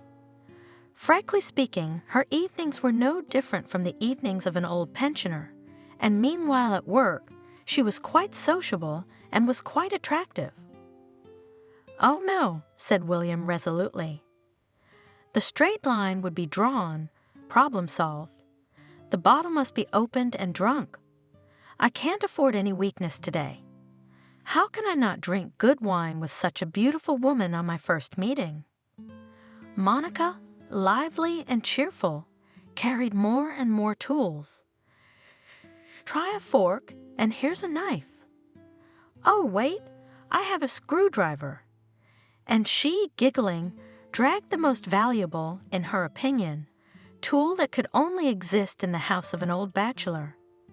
Laughing at her own dexterity, William managed to open the bottle with the tools at hand. Monica brought glasses. The first toast was to acquaintance. Both liked the wine. Then they drank, remembering the departed Ashley, without clinking glasses. Aunt Ashley was only 48, a little less than Mom. William said sadly, "She was my mom for the last few years. She called every day, sent me money, even bought me and Uncle Eric clothes without me. Aunt Ashley used to guess my size and my tastes." "Oh, Eric, was he at the funeral?" Monica asked. "No, I didn't call him. But their mutual co-workers said he was away with the baby just these days for some kind of baby checkup. You know, Monica, Ashley's aunt, didn't say anything about him at the end of his illness, but I think she forgave him. She loved him very much and thought, I guess, that he deserved such happiness, a son, at least in his old age. And I guess I'm a maximalist. I can't forgive Uncle Eric. I talk to him whenever I get the chance, even understand to some extent his deed. But you know, Aunt Ashley, she was all straight and honest, no niggles anywhere, no corner of the secret. She should have been happy, from beginning to end. But it's that damn disease. I'm so sorry we met her so late," answered Monica. "I always dreamed of having a friend, Ashley older. The more I was good with her." "Oh, you just didn't see her young, Monica. She was all fire and brimstone, lighting everybody up. She was bright, you know? Uncle Eric always called her white for a reason. Still, she had a wonderful life, didn't she? Monica looked up at him. And from what you remember, she gave herself to life to the full. That's great, but I always wondered if she was alone. She had friends, comrades from way back. She remembered them so warmly, I didn't feel comfortable asking about it. It was her choice, Monica. Aunt Ashley, a person of great dignity. William spoke of Ashley as if she were alive. When she got sick, she deleted herself from all social media. She even stopped answering her phone. She was determined that she would not overshadow other people's lives. Let her friends not see her helpless, weak, balding after chemo. She had to make an exception for me. We've always been very close. How could she do without support? Physically, it was impossible. William confirmed that he would be selling the apartment in 6 months.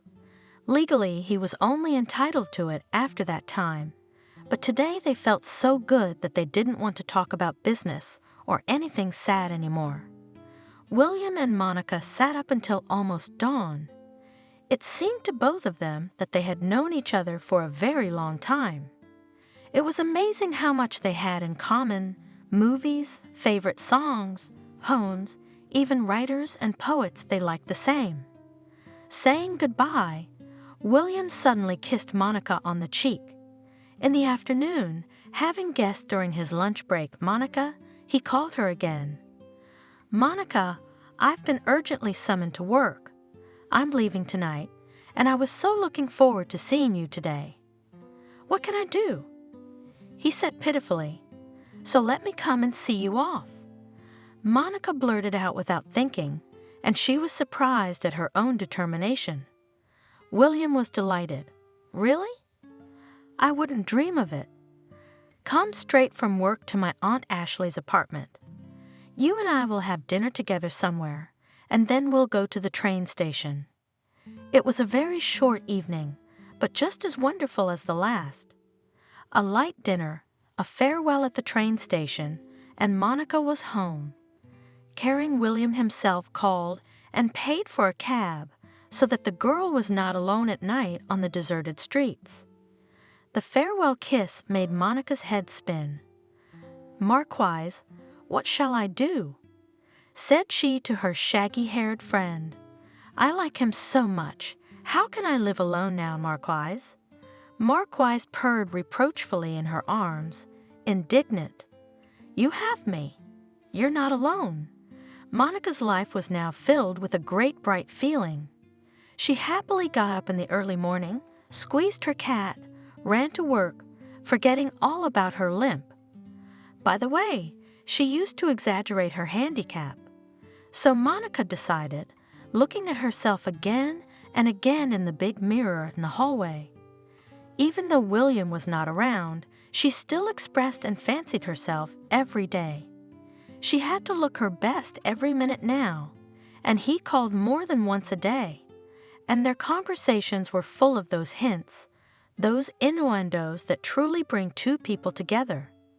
They developed a shared life there in the cloudy, ephemeral space that gives air to existence. Monica pictured William beside her. Yes, he is not handsome, but he is so good with his gorgeous smile, his quick, dexterous movements. And most importantly, he treats her so carefully, as if she were made of something beatable, alert to all her movements. One of the sunny June days, the doorbell rang. Monica, in a kerchief and an old robe, who was not expecting anyone, came to open the door to the sudden guest. "William?" Monica was both bewildered and delighted. "And here I am." She looked around the room, which was chaotic as usual. Monica decided to change the wallpaper and freshen things up. In the back of her mind, she was waiting for William to arrive, for it would soon be 6 months since Ashley's death, and he would have to inherit the apartment. "I'll make something for breakfast." She hurried after the first greetings. "No, Monica, I'm not going to let you do anything on the day I arrive. Get dressed. We're going to a nice place." They left everything in the same disheveled state and went to smoke at a cafe owned by an old acquaintance of William's. Juicy steaks, sparkling wine, fruit. Monica enjoyed it all and marveled at how much pleasantness and pleasure there was in life. And why did she think it wasn't all for her? William had opened her little joys, but he had also become her great joy. "Do you like it?" he asked Monica lovingly, looking into her face. Chewing the grapes, Monica only mooed amusedly, showing that she was at the height of her pleasure. William's arrival had a practical purpose. He was going to sort out the paperwork. Monica's help with the legal matters would be of great help to him. After lunch, they worked on the paperwork and made a plan to sell Ashley's apartment. "Honey, you may be wondering why I don't want to move in there myself and live next door to you," William asked softly, removing a curl of hair from Monica's neck. The girl was embarrassed. She had actually hoped in her heart that he would do just that, and now she suddenly pictured him in the empty and droning rooms where Ashley had spent so many sorrowful and agonizing months waiting to die. Hopelessness, everything in those walls was written by her. Sterile to the point of creepiness, the apartment was lifeless, and despite the light from the large windows, eerie. The sensation was so clear that she didn't realize she'd cried out. "No, no, William, don't live there." He understood her impulse, for that was why he did not think of Ashley's dwelling as his own. "No, Monica, we will live very differently. I'll do everything for you as you wish only, what?" Monica was scared, but it would be worth your while to begin. He paused, frowning, pretending to laugh at her confusion. "Marry me." Monica laughed, waving her arms, and then he was spinning her around the room, and she was laughing, wrapping her arms around his neck. The scraps of the old wallpaper also flew up into the air, and this strange salute was happening of its own accord in honor of their happy future union. On the window, away from this outrage, sat a regal white cat and condescendingly tweaked its whiskers. What children these people are, after all. After a few months, the young people bought a wonderful house and moved away from the noisy city. Every evening, Monica made tea in the gazebo near the house. William turned on the speakers, and the couple listened to music. The gorgeous Marquise always lay in her new owner's arms and purred peacefully.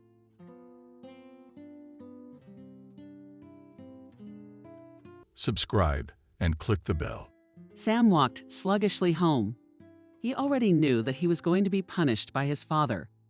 The boy was angry not so much at his father William, who would punish him, but at his sister Nancy, who had told his father everything. And the thing is, Sam's dad fixed the old tape recorder, and he was very proud of it. William kept his rarity in his shed, which he used as a workshop. The man forbade the children to enter the building in his absence. However, as they say, forbidden fruit is sweet, and Sam and Nancy, and when Dad was fishing, secretly went into the workshop. The boy was more interested in hooks for swimming trunks, but Nancy wanted to listen to the tape recorder. She asked her brother to help her turn it on. Sam complied with the request. A song came on, but after a few minutes the sound became disgusting. Nancy, 9 years old, capriciously said to her brother Sam. Sam had already picked up his fishing gear and wanted to run to his friend Ben's house sooner to go to the lake. But his sister wouldn't let him go and begged him to help fix the tape recorder. Sam realized that he could not get rid of Nancy just like that and suggested to her that you can fix the tape recorder yourself. And after this phrase, the boy explained what parts should be greased in the tape recorder. Nancy, hearing her brother's words, agreed, nodded, and clapped her hands joyfully. Sam looked at his sister with a smirk and added, just be careful not to overdo it with the oil. And don't stay here too long so that your father doesn't catch you here or you'll be full of mushrooms. Well, I'm out of here. Ben's already raising me. And after that, the 14-year-old boy jumped out of the barn and ran to his friend's house. Sam hoped that his sister would be out before his father got there, but the opposite happened.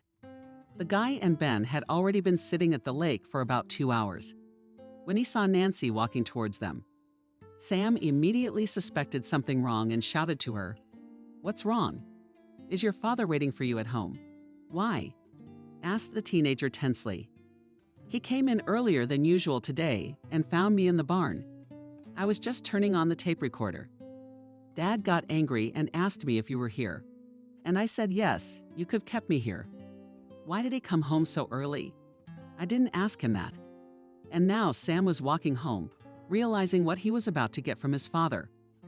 Only the teenager entered the courtyard, followed by his sister, as William raised his eyebrows at the sea of questions about who allowed him to enter the workshop in his absence. Sam quietly replied that no one had. And then the father asked a completely unexpected question to the teenager: "How did you advise your sister to fix the tape recorder?" The boy looked perplexed at his father and told William listen to his son, and then threateningly said that advice should be given wisely. And as it turned out, Nancy lubricated the tape recorder, but only with butter. Sam glanced glumly at her sister. She saw her brother's angry look and said tearfully, "But you didn't tell me what kind of oil to use." "My father explained to me later that in these cases they use machine oil." After this incident, William gave the boy a few slaps and forbade the party for 3 days. Nancy, on the other hand, received no punishment. Her father explained that she was not at fault in this case, as she was still young and acting on the orders of her older brother. And it happened often that Sam received more from her father than Nancy. Soon the summer was over and it was school time. Brother and sister started school. Sam often teased Nancy, for which he often received from his father. The boy was angry at his sister. What was she? "I poor Dad and thought all the time how to get back at her. And then he got his chance. Nancy was to have a race for a certain distance, and she and her friend wanted to win in this event. The girl turned to her brother to think of a way to do it. Sam thought for a while and then told his sister there was only one way to finish first. To do that, before the race, put red pepper between your buttocks. But make sure you don't start the race before the signal. Don't tell anyone about my advice, or you'll be the first to finish." The day after the race, Sam was summoned to the school principal's office with his father. As it turned out, Nancy shared this advice with her friend, and the two of them used Sam's method. The girls won the race, but after the finish line they ran around the school for a few more laps. Nancy did not tell her mom and dad about her brother's advice, but her friend informed her parents, who immediately reacted and appealed to the principal of the school. And naturally, after another incident, Sam received a beating from his father. And as always, the punishment in the form of a ban on walking for several days. The guy after this case gave himself a vow that he would no longer tease his sister. Time passed, but Sam still occasionally teased Nancy, for which of course received. And yet he found a way to wean his sister off. My poor father, when the teenager once again teased Nancy. And she complained to Dad that the guy early in the morning before school to blow his nose in the school uniform of his sister. Sam immediately informed the girl that he would do so every time Nancy wanted to inform her father about his pranks. And Nancy just tolerated all of her older brother's antics after that. Sam teased his sister until he turned 16. And as soon as the teenager celebrated his birthday, it was as if he was replaced. The guy began to carefully monitor his appearance. This was noticed even by his father, who casually said to his son, "You just as if you want to become the first guy in the village. You must have fallen in love that you are always hanging around the mirror." Sam only wanted to answer his father, but then Nancy appeared, who heard his father's words and reacted immediately. The girl said in a sarcastic tone, "Sam wants to show off to the new teacher who told him that he is growing up handsome." The years flew by imperceptibly, and soon Sam graduated from school. The young man already knew very well that he had a handsome appearance, as he had been told about it many times by his mother's acquaintances, as well as by girls from the village. Sam's friend, when he heard compliments in his friend's direction, wrinkled his nose in displeasure and said, "You're lucky you have good looks. You can finish any king. I'm not interested in that. I want to live large, and I'm not in danger of it, because now I'll go to college, get a profession, and earn little." Is that a life? I want to ride on a yacht, go to restaurants, travel abroad. Oh, where are you going? Benjamin said with a laugh. A normal dream for a good-looking guy. Maybe you want to twist the tails of cows in the countryside. I don't like that kind of work. Don't get all hot and bothered. If you want to live a nice life, you've got a chance. I'll use my looks and seduce a rich girl. And then you'll live a good life. I'll have to think about your proposal, but it won't work. I don't intend to get married and have screaming children who need diapers changed every half hour. Soon Sam entered college in the city, and from the village the boy left with a light heart. It was only difficult for him to part with his sister, over whom at one time he often stirred. The young man, though, joked about Nancy, but loved her very much, and if anyone offended her, he always stood up for her. Time flew by, and Sam graduated from college. The young man did not want to return home, as he did not see any prospects there. So he stayed in the city, rented a room for two with a student, and after that he got a job at the factory as a fitter.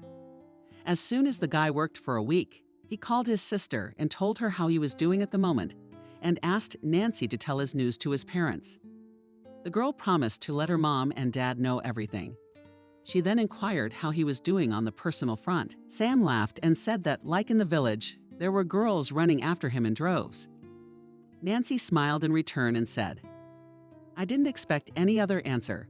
You're a handsome boy, but be careful with your nighttime activities, or you'll be a father of many children at your age. It's too early for me to try on the role of a father. He said with a laugh and immediately asked his sister if she had a boyfriend. Nancy indignantly replied that she was being courted by a young man, but that she was still thinking about it. After working for 6 years, Sam sighed tunefully, for in that time he had not been able to save even $200. And all because of the fact that it was necessary to pay utilities, rent a room, as well as to eat and travel to work. And at the same time wanted to go to a nightclub to have fun. In this regard, Ben's suggestion popped up on the young man's mind that it was possible to take advantage of his appearance and charm a rich girl who would pay for his whims. Sam saw nothing objectionable in this. After all, he was not going to steal from anyone. The guy made a decision, and all he had to do was to find a girl from a wealthy family. He decided to find a rich person in a nightclub. Sam thought that such a contingent most often hangs out there, and the next day in the evening, the young man went to such an establishment. Sam took a not strong cocktail and stood at the counter. The guy looked closely at the fair sex, as well as what they were wearing and how they behaved. He thought that if a girl was from a rich family, she should be in a strong outfit and behave relaxed. And at one point he was attracted to such a person. The girl was dressed in a golden top leather black skirt, with 2 slits on the sides. She danced with a friend, holding in one hand a flute with a cocktail. The girl laughed casually. Guys often approached her, but she immediately opened them with a glance.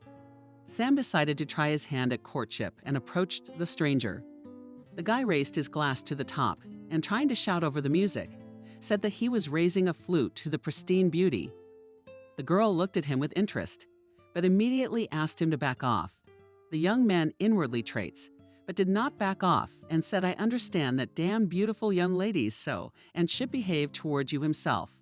And if for a moment to imagine that I am not from this contingent, and give me a chance to interchange with you a couple of phrases, I'm interested. Besides, you're cute too. What do you want to get me a drink?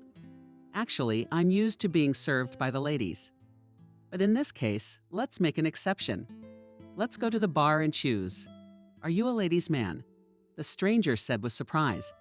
Sam realized that he had said something stupid. He quickly realized that it was necessary to save the situation.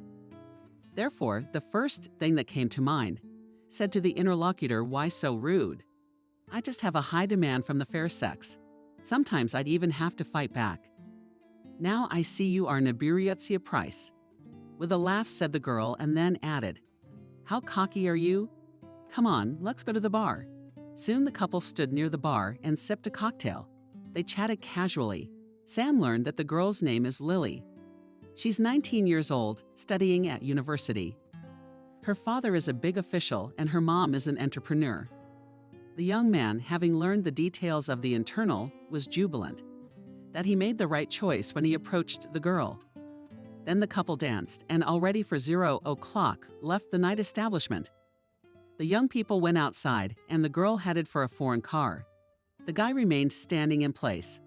Lily turned around and asked why he was frozen like a statue. Sam said he was uncomfortable with the girl driving the car by herself. Lily laughed and said, "Do you know how to drive? Then get in the driver's seat and I will show you where to go." Soon the young people arrived at the given address. The couple walked into the 2-room apartment they had previously owned. Sam immediately assessed the surroundings. He mentally instructed himself that it was necessary to please this girl this night so that she would want to meet again. And there the guy decided that he would figure out how to manipulate her. Sam's plan succeeded. The next morning when he woke up, there was a cup of coffee and a plate of fat in front of him. The girl sat next to it and looked at him adoringly. The man sipped the flavored drink and immediately heard you were inimitable.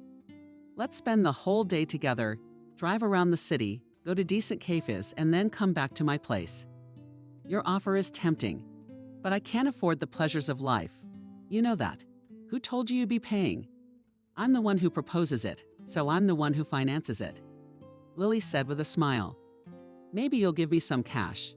It's a bit awkward having a girl pay for you, isn't it? I like the way you think. We'll go to an ATM. I'll withdraw the money, and you'll pay for all the services yourself." After that day, Sam started seeing the girl a lot. They'd been dating for a little over 2 months. Lily gave money to the guy, but it was small amounts.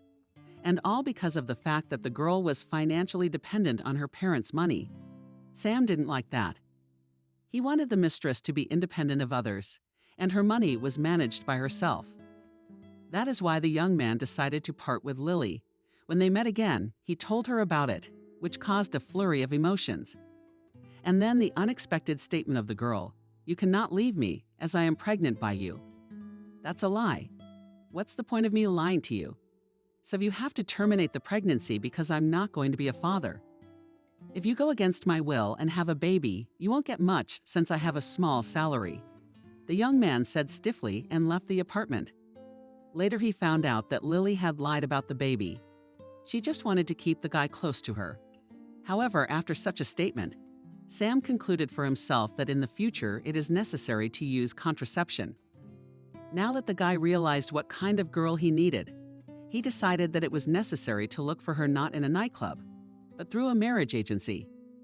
And soon he already had enough applicants. He chose a prettier woman, who was 34 years old. After a while, the man sat with the girl in a cafe and had a nice conversation. He actually liked her. It was a slender brunette with refined facial features. Her name was Betty.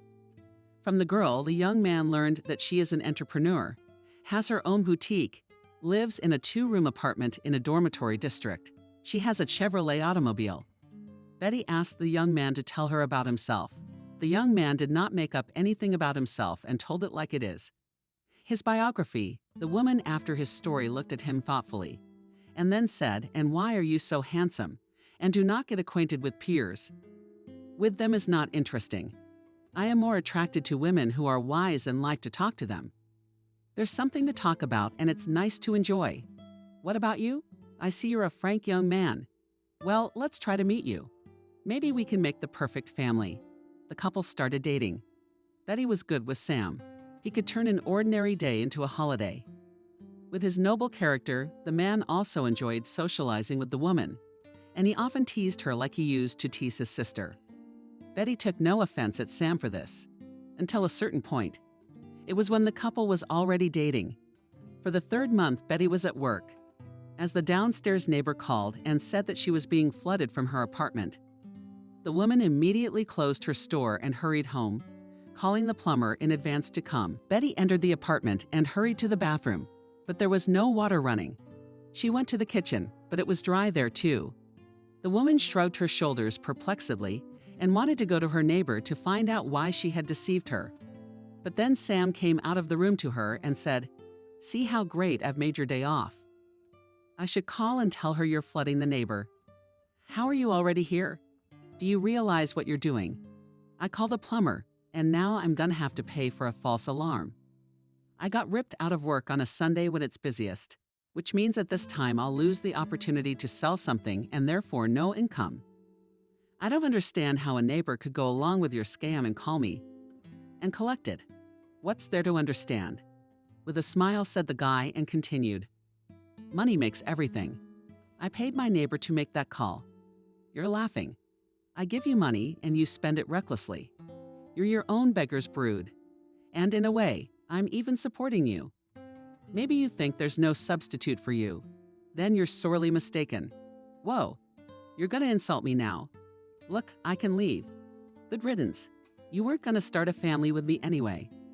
After saying that, Sam spit over his shoulder, threw the keys to the apartment and left. The man thought that Betty would cool down after a while and call. But that didn't happen. The young man would have called himself, but he was stopped by Betty for insults. Sam feared that the woman could call him a beggar one more time, and he would not be able to hold back. After the unsuccessful affair with Betty, a couple of months passed, and Sam reapplied to the marriage office. But now the guy decided for himself that it is necessary to look for a woman who does not shine beauty, and come up with a legend that she gave a large sum, and after receiving the finances simply evaporate from her life. Sam soon selected a candidate named Emily. He met the woman in a cafe. As in the first case, the young man tried to be with Emily, courteous while skillfully giving her compliments. In conversation with the woman, he learned that she was 36 years old. She owns an atelier, lives Emily, in a 2-bedroom apartment, has a car, and she has a 9-year-old son growing up. Sam told a legend about himself that he's in the construction business. He has a brigade, although in fact he continued to work at the factory, lives in another city, and here he rents a room. And also the man told the interlocutor that he loves classical music. Sam specifically said this, as he read in the woman's profile that she was partial to this genre. When the man said about his hobby, Emily looked at the young man with interest, which did not escape the interlocutor. They spent the first 2 weeks just spending time talking about various topics. And soon Emily offered Sam to stay overnight at her place. The man was not excited about the relationship with this woman, but he stubbornly went to his goal to get money from her. And what annoyed the guys the most was that he had to listen to classical music, which he hadn't liked since childhood. It had been more than 2 weeks since Sam had taken up residence at Emily's place, and he decided it was time to act or else. When the woman once again turned on classical music under the night's entertainment, he would just break all the discs. The man came to Emily in a tortured state. The woman immediately noticed that the lover was not in the mood. She asked what had happened. The young man began to ask the landlady not to worry about him. However, Emily saw that the man was eating something, and the woman persistently asked her lover what happened. I have a little problem at work, but I do not want to burden you with them. You have enough worries of your own. Spit it out. How do you not realize that your problems, they become my problems too? Or are you saying that when you talked about living together, it was just words? How could you think I was lying to you? Of course I love you. I just wanted to keep you out of trouble. But if you insist, I'll tell you. Anyway, I had a little hiccup at work, and I pay my workers at the end of every week. And right now I don't have any money, and I need a lot. It's not much, but it's a lot. We're not hackers, the man said, and then voiced how much money is needed. Emily thought for a moment, and then smiled softly and said, It's not that much. I will give you the money, but only in a couple of days. Now just smile and don't be sad about it anymore. Thank you, my sonny, smiled, said Sam, and kissed the woman gently on the lips. And to himself, mentally damned that he asked for too small an amount. 2 days later, Emily brought the money to her lover. The man thanked the woman and thought that tomorrow his torment would be over, because he would no longer return to this apartment and would not hear this hateful classical music, from which he was already sick. Sam said goodbye to Emily the next day as usual. He said that he would be home at the proper time in the evening, and then he discreetly gathered his things and slipped out of the apartment. Then he bought a new SM card and vanished from Emily's life forever. In the shower after leaving the woman, the man wished her mentally that she would meet a decent man who would listen to classical music with her. The money he had gotten was enough to live at his pleasure for 3 months. Now the young man thought that it was necessary to save up as much money as possible in order to open his own business in the future. Sam did not yet know exactly what kind of business he wanted to have, but he decided for himself that he would definitely become an entrepreneur. When the money ran out, Sam wanted to go to the same marriage office again. But then he realized that it was not worth it. He didn't even realize why he decided that, and now the man was on his way to another agency. Sam just wanted to stop by the agency. How did his cell phone ring? It was the sister. The guy answered and immediately heard the happy voice of Nancy. "Hey, little brother, I'm getting married in a month. I look forward to your congratulations. Is your beau right to propose?" "That's right. He came yesterday to ask me to marry him. So my sister will soon be wearing a wedding ring on her fingers. And congratulations. I'll be owed a tidy sum by the day of the wedding. And you're still living off women. Why have you stopped doing that? It's not gonna end well. Nancy, I'm fine. Don't worry about me. All right, I'll call you later. They're waiting for me at the office." And after that, the man disconnected the connection. And at the same moment, he thought that he was in time to express his desire to visit the marriage office again. After all, his sister must be given the money. Soon Sam was already sitting in the cafe again and got acquainted with another woman, whose name was Vanessa. The man told about the fact that he worked in a construction company and that he was a vegetarian. Sam also learned about this from the woman's profile after his story. Sam invited the interviewee to inform him about herself. The woman smiled and then looked at him with a rather frank look, as if undressing the man, and told him her biography. She said that she was 35 years old, worked as a storekeeper, and had a store selling cosmetics. She lives in a 2-room apartment, where in addition to her 2 parrots live. The woman also said that she has been married twice, but life didn't work out. Sam noticed the look with which the woman examined him at the meeting and immediately realized that this lady had not been in bed with a man for a long time. This fact pleased Sam, as it meant that the candy bouquet relationship would not last long. When Sam listened to Vanessa, he immediately realized that he had not heard from her whether she had a car, so he asked her about it under a plausible pretext. The woman smiled and said, "I have a car, but I don't drive. The car has been in the garage for about 5 years. The thing is that my second husband and I were in an accident, and ever since then, I've been afraid to drive myself. That's okay. You'll get over it with me, and I think you will. But maybe we'll switch to you so it is more interesting to communicate," said the smart woman and threw a leg over a leg. As you say, my queen. And on the same day, Vanessa invited Sam to her home. The man found himself at the woman's apartment, exulted that it was so easy to charm this person. In the meantime, Vanessa offered to pass to the young man in the hall and settle down as at home. What Sam did.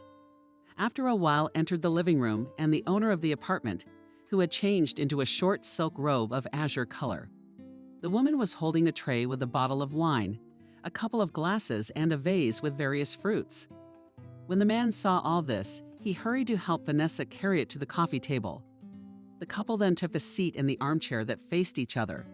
Sam looked at the woman, and once again it hit him.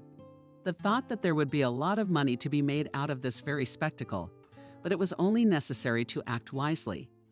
And with these thoughts, he filled his glasses and made a toast. To our future together. And to himself, he wished himself a speedy and successful completion of the scam. A few days went by when Sam moved in with Vanessa. He had no idea that this woman was so insatiable in bed. It seemed to him that she was squeezing all the juices out of him. The man couldn't say it didn't suit him. He loved it, loved being with Vanessa, but annoying and different. Namely, that he had to physically work hard at his job and then at night fulfill his manly duties without eating any meat. Sam realized that in this way he would soon die.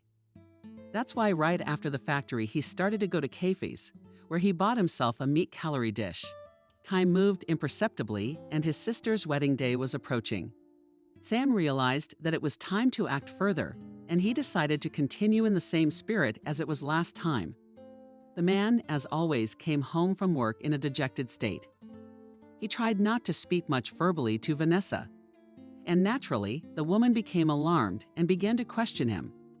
Sam at first denied and said that everything was fine, but then he confessed that there was not enough money to pay the workers' wages.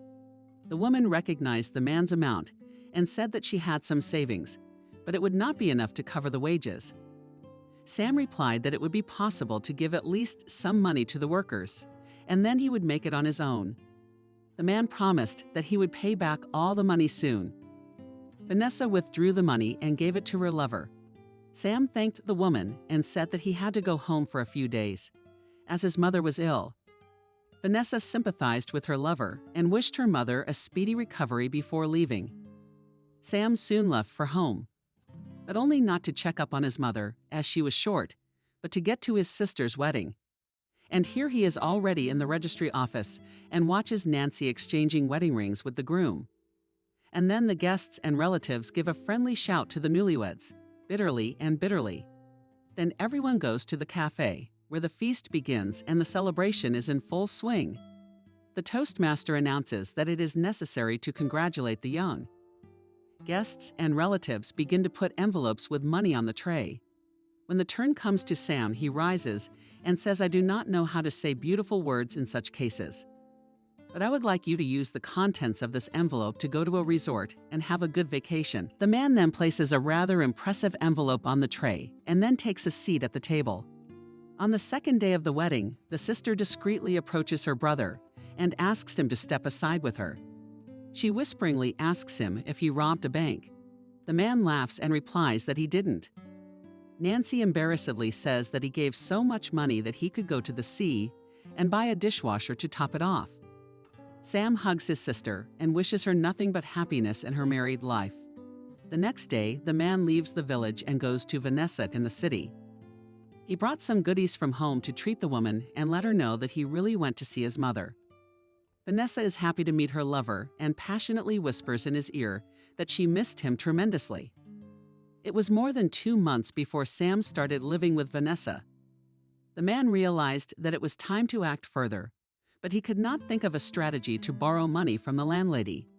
But he was helped in this by the woman herself, with an unexpected question: "Dear, how are you doing in the construction company?" "Not bad." "Why do you ask?" "Because you borrowed money from me to pay the workers' salaries. So I thought if you're doing well, I could pay you back. I'm just saying that because you can put the money back in the bank for interest. It makes sense. You're right. I'm such a fool for borrowing money and not paying it back. And you probably think I'm a fraud now because of that, don't you?" "I didn't think so. Now I feel guilty for asking." "Stop saying that. You know, I just think you and I need to expand our business. Maybe I should take out a loan to start a second construction firm. And then you and I can go on our honeymoon to the coast. I have another suggestion. Why pay extra interest when you can sell my car, which is worthless? You've got your money's worth, and we'll get you an expensive car." "You got a point. Then maybe you wait with the money I borrowed from you. They're just in circulation. But if you want, I can pull it out at any time. You don't have to pay me back in this case. We just decided that we're going to move on in terms of material resources." Soon Vanessa sold the car and handed the money over to Sam. The man, as usual, thanked the woman, and after 3 days he retreated from her apartment. When he left the house, he looked back at the windows of the second floor, where he lived for several months, and mentally wished Vanessa to find a worthy life partner and be happy with him. It was only after that that Sam went on with ease. This time, Sam kept a small amount of the proceeds from the sale of the car to live on. The rest of his finances he put under interest. The man knew that he needed to save up a certain amount of money so that he could start his own business. A couple of months passed and Sam went to the marriage agency again. And again he met a woman, courtship, and then a short stay. After the legend that there is not enough money to pay his salary and, as a consequence, to get money. True, this time the man did not get as much money as in the case of Vanessa. After some time, Sam visited the marriage agency again, and again he had good luck. Sam was happy that everything was going so smoothly for him, and he was going towards his goal. The man realized that he would not live like this all the time, that he was doing this for the sake of achieving his goal. But at the same time, Sam, somewhere in the depths of his soul, dreamed of meeting the one and only one with whom he would like to connect his life and go through all the joys and sorrows with her. However, for so many years, no woman really touched his heart, and sometimes the man wondered if maybe he wasn't meant to truly know love. A few months had passed since his last relationship with a woman. Sam was on his way to his rented room after work when his sister called him. The man happily answered and immediately asked how she was doing. Nancy at the same moment interrupted her brother and created everything is fine. I am even doing wonderfully well. I can congratulate you as you will soon become an uncle. I'm pregnant. Can you believe it? I'm gonna be a mom. That's news. Sam said in a confused voice in response. I knew you'd be happy about it. You're going to be my godfather after a while. So try to find a bride by the time the baby is born so that my baby will have a godmother. After talking to his sister, Sam thought about it. The man involuntarily invited Nancy that she had arranged her personal life, and there was a loved one beside her. But at the same moment, he pushed these thoughts away from himself and began to think that it was time to continue the work he had started and go to the intended goal. The man soon went again to the marriage office, but only this time he reapplied to the agency, where he had previously chosen Vanessa. He thought that in that marriage office is more promising to find a rich bride, which can be easily divorced for a decent amount. And now the young man is already sitting in the office, choosing a candidate. As soon as he picked up a woman, he immediately set a date with her. However, this time Sam's scheme failed, because on the second date with the woman, whose name was Valentina, he was arrested for fraudulent actions. The man denied the charges against him. Investigator Trevor listened with a chuckle as Sam asked for evidence from the man in uniform. In response, he held out a picture of Emily and Vanessa to the detained man and pronounced these are just two women who have been affected by your fraudulent actions. But I think there are many more victims. These two citizens filed a police report, and after that, it was easy to track you down. So I suggest you now make a clean confession of all your deeds and go on with a clear conscience. But I didn't do anything wrong. I was looking for a woman to start a family with. But after living with these ladies for a while, I realized we weren't right for each other. So I left, and they offered me the money themselves as financial help. You believe yourself? You're talking nonsense right now. To begin with, you reminded these women that you work in a construction company and you need to pay your employees. That's the same story you told your new friend Wendy, who almost victimized you. I suggest you come clean, not play the groom. Believe me, we will find other women who have been victimized by your fraudulent schemes. All right, I'll tell you. Tell me, will I get much for this? Sam asked me shakily. I'm not a judge to pronounce a sentence. All I can tell you is that you'll get a fine. In any case, a prison sentence, as the court decides. But I didn't do anything to get locked up. Yes, I've lived with women whom I've given pleasure to, and they've wanted it. You have to admit, they weren't forced to date me. So why should I face jail time? Sam said with fervor. You still present yourself to me as a hero who committed crimes for the good of the people. Let's not philosophize on this topic, said Trevor, and immediately, smiling, continued to say, you must be a passionate lover. That one of the affected women made an ambiguous proposal. This is the first time in my practice, and I am, frankly, amazed. What kind of proposal? Sam said in a perplexed voice. It's better that you find out from her. So this proposal will sound more convincing than from my words, said the investigator and offered the glory to go with him. A few minutes later, Sam entered another office where Vanessa was sitting. Trevor told the woman that she had 15 minutes and that he would wait outside the door. The visitor nodded in agreement and thanked him. As soon as the investigator left the office, Vanessa immediately rushed to hug Sam. The man stared dumbfounded at the woman. He couldn't understand how this lady could hug him after all that had happened. Sam expected from Vanessa reproaches, insults, but not this. The young man pulled away from the embrace and politely said, I'm embarrassed in front of you. I deceived you. But let's get to the point. The investigator said you have something to offer me. I want you to tell me now. Vanessa looked affectionately at her lover and said that she was ready to withdraw her application if he would fulfill her request. And then the woman said that she wanted Sam to legalize the relationship with her and also to write a receipt that he would live with her forever. She would then take it to a notary together with him. Afterwards, the visitor added that if he agrees, he will probably be given a suspended sentence, and she would help to pay the fine. The man looked at Vanessa in bewilderment, and the latter looked at him with adoration. Sam didn't know what to say. And at that moment, the investigator came into the office. He said that time was up. The woman turned to her lover for an answer, and he categorically and unexpectedly said no way in hell. And after these words, the young man got up and went to the exit. And immediately he heard from Vanessa in reply, "But then don't expect any mercy. I'll ask that you get the full measure of it." As soon as Sam and the investigator left the corridor, Trevor turned to the man and asked why he had refused a lucrative offer. Sam turned to the man in uniform and, seeing a smile on his face, asked, "Are you kidding me?" "No, just curious." "Then you have no idea what it's like to work hard and then come home, eat vegetarian food, and then make love to a woman at night. But that's the way you chose to make your money. And as they say, every job has its flaws. It's been a while." Sam was waiting for his trial in the detention center, and then his sister came to check on him.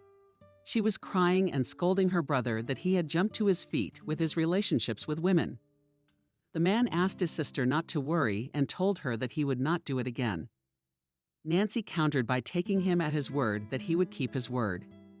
Sam reluctantly promised his sister. He thought he would be given probation for his fraudulent actions. Soon the trial took place. The man's expectations were not met. Sam was sentenced by the judge for his deeds, fined and imprisoned for 1 year and 4 months. The man could not believe that he would have to spend so much time in confinement. Soon Sam was already serving his sentence. He often reflected on his life, analyzed where he had made mistakes, that he ended up behind barbed wire. And also the man dreamed that as soon as he was released, he would start a new life. After all, he promised it to his sister. Time flew by and Sam was released. His sister met him with her husband and baby. Sam, while still in prison, knew that Nancy had given birth to a baby girl who was named Kelly. So as soon as he stepped outside the prison gates, he first hugged his sister and then asked to hold his niece in his arms. Sam gently took the baby girl in his arms and looked at her face, and then said, "She's as beautiful as you are, Nancy. Now you and your husband need to think about making sure she has a protector. So start working on a baby brother for Kelly. Let your daughter grow up to at least 2 years old. And then my husband and I will consider your proposal," Nancy said with a laugh, and immediately asked her brother what he was going to do next. Sam looked at his sister seriously and replied that he was going to live and earn an honest living. Nancy nodded contentedly and said that she loved him very much and welcomed his decision. After his release, Sam took a job as a laborer on a construction site, renting a room in advance. His sister gave him money for the first time. The man promised Nancy that he would soon pay her back. The young woman laughed in response and said that there was no need to do that, as the money was a gift to him for deciding to live like a human being. It has been 2 years since Sam was released. All this time, the man felt that he was living like a robot. He went to work after going straight home, where he cooked a meager dinner, which he consumed alone. And after eating, the man sat down in front of the TV and watched all the programs indiscriminately. Glory was often approached by women who worked at the construction site for this or that help. The man was well aware that they did this for a reason, but in order to capture his attention. However, Sam was indifferent to them, as no representative of the fair sex interested him. And if he met with girls, it was a short-term relationship. And from this circumstance, the man was also not easy on his soul, his outlet. There were only conversations with his sister on the phone. And here in one of the days when Sam came home after work, the cell phone rang. It was his sister calling. He gladly answered, and the first thing he did was to ask how she was doing. The young woman told him about her daughter and also about her parents. Then she added that she had news for him. Sam was intrigued, asked if the news was good. "You asked me once about your friend." "Well, he's in the village to visit his parents. He came by and asked how you were doing. Now your friend has become a rich man. and grandfather drives a foreign car so much. I wanted to give him your phone number, but then I thought, what if you don't want me to? You should have. I'd love to talk to him. It's an easy fix. I can see him through the window, walking down the street with his wife and kid. I can call him over and you two can talk. You want to? Go ahead. And within minutes, Sam was on the phone with his friend. They talked for a while. From Benjamin's words, the man learned that he had married a woman with a child, who was an entrepreneur. And now he and his wife had opened another store where Benjamin was already the boss. And also the friend added that soon they are expecting a child together, and that he is happy in life. After the conversation with Benjamin, Sam became upset. He remembered the conversation with his friend when they graduated from high school. After all, then the friend did not even dream about a good life. But Sam had dreamed of it. And now it turned out so that Benjamin lives happily, and he is satisfied with a meager salary and still has not settled his personal life. And yet he's approaching 35 years of age. The realization of this darkened the man's mood, and he decided to go to a cafe to unwind.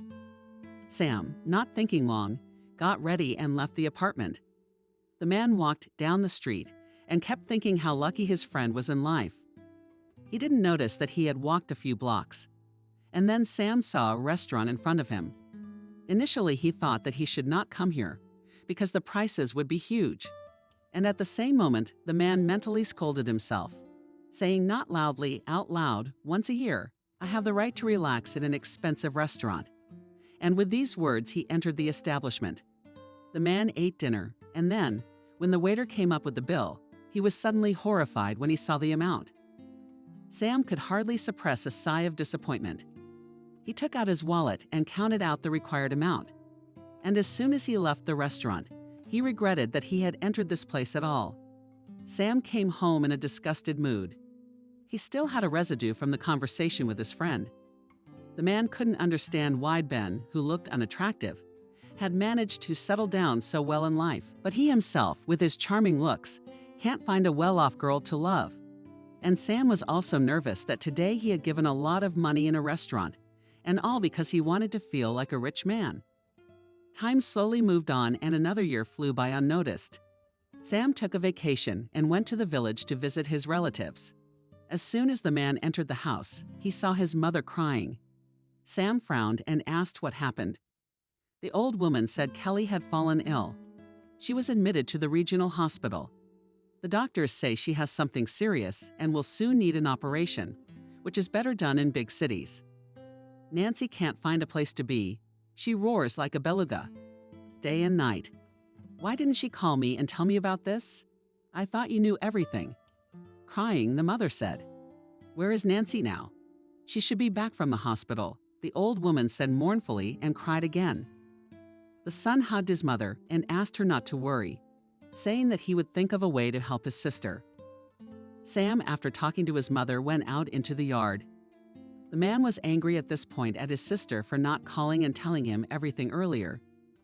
Sam was anxiously awaiting Nancy's return so that he could talk to her about his niece's illness. It was a little over half an hour later when the man saw his sister approaching the gate. Sam hurried over to Nancy and first asked the young woman why she had hidden about Kelly's illness. Nancy looked at her brother and immediately flooded with tears. Sam put his arms around his sister.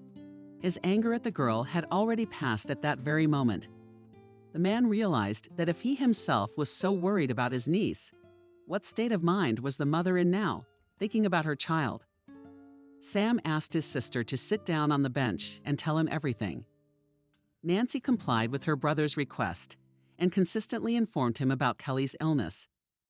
As soon as the man knew all the details, he hugged his sister and told her that they still had time to get money for the child's surgery. Nancy looked sadly at her brother and said, "My mother-in-law has given a small amount, and so have our parents. But these finances are like a drop in the ocean. My spouse tried to take a loan from the bank, but he was approved a small amount, not what he asked for. We are now waiting for the time to take this loan. Closer to the time, the doctors will say the exact time as our little one will need surgeries. Well, that's good. A little bit of everything, and we'll raise the capital.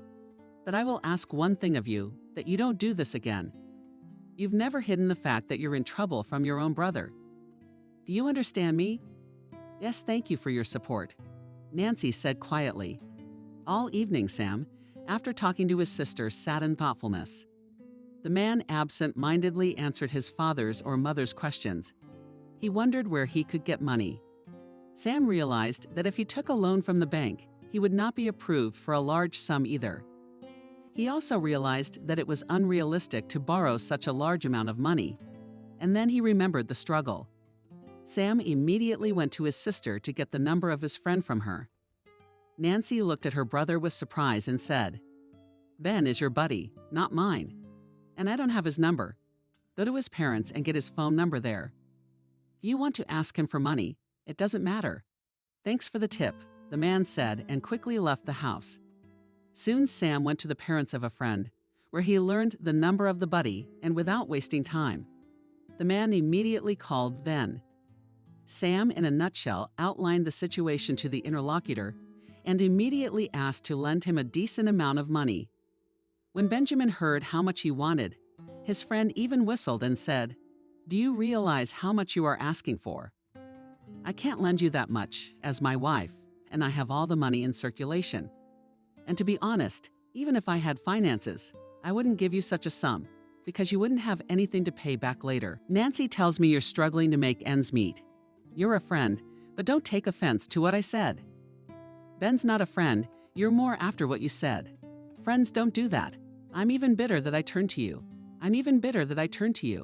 Go on living and enjoying life. I'll never bother you again. And I hope I will never see you again," he said, and immediately disconnected the connection. The man felt an unpleasant residue from his conversation with Benjamin.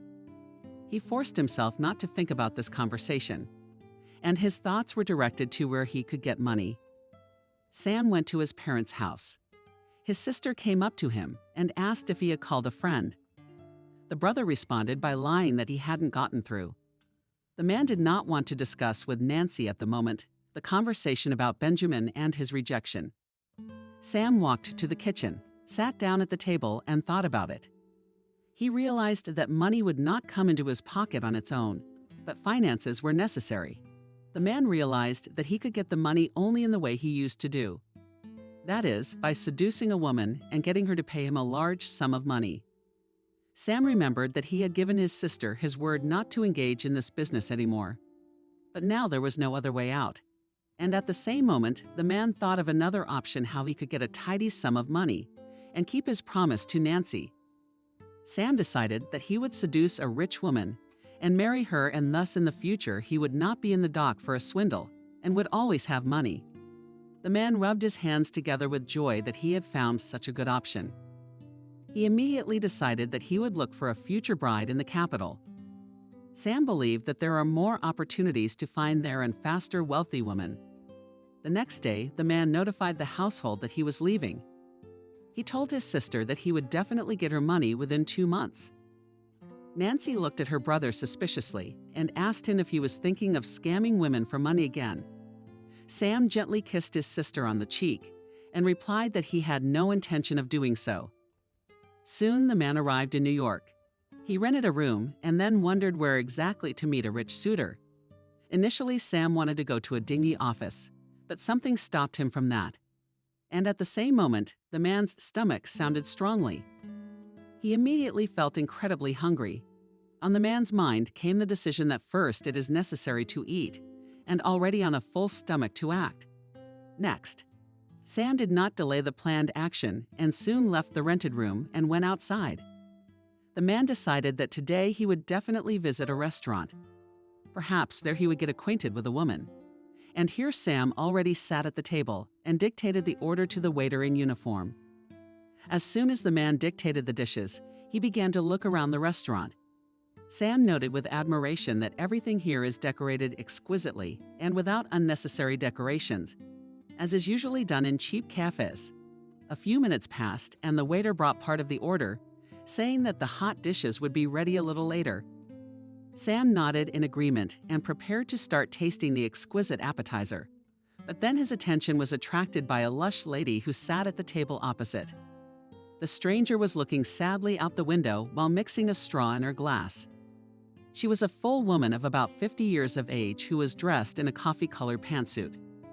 Sam looked at the stranger and the woman, as if sensing the gaze, turned to the man and looked at him questioningly.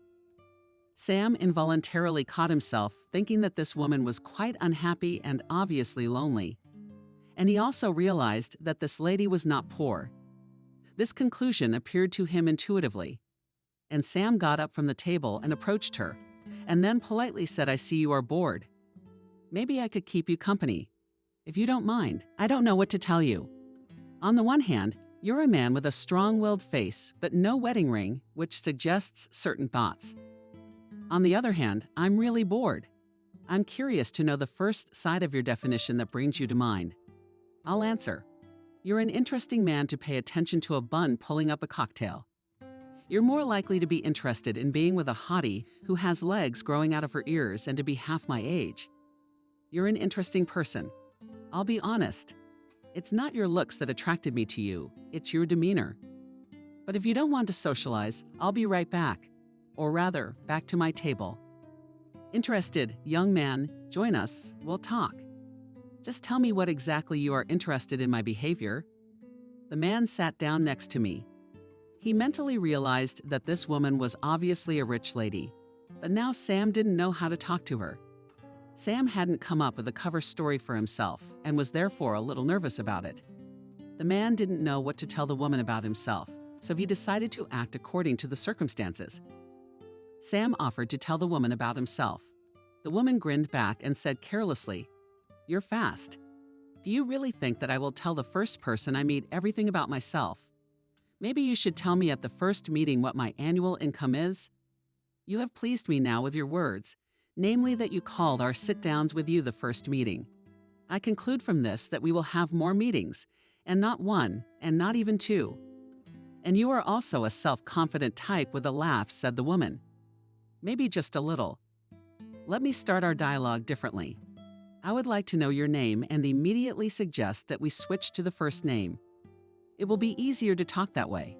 Well, we'll follow your plan. My name is Adriana. I'm 49 years old. I come here often because the food here is excellent. This is the first time I've seen your personality. Hence the conclusion that you're a stray pigeon.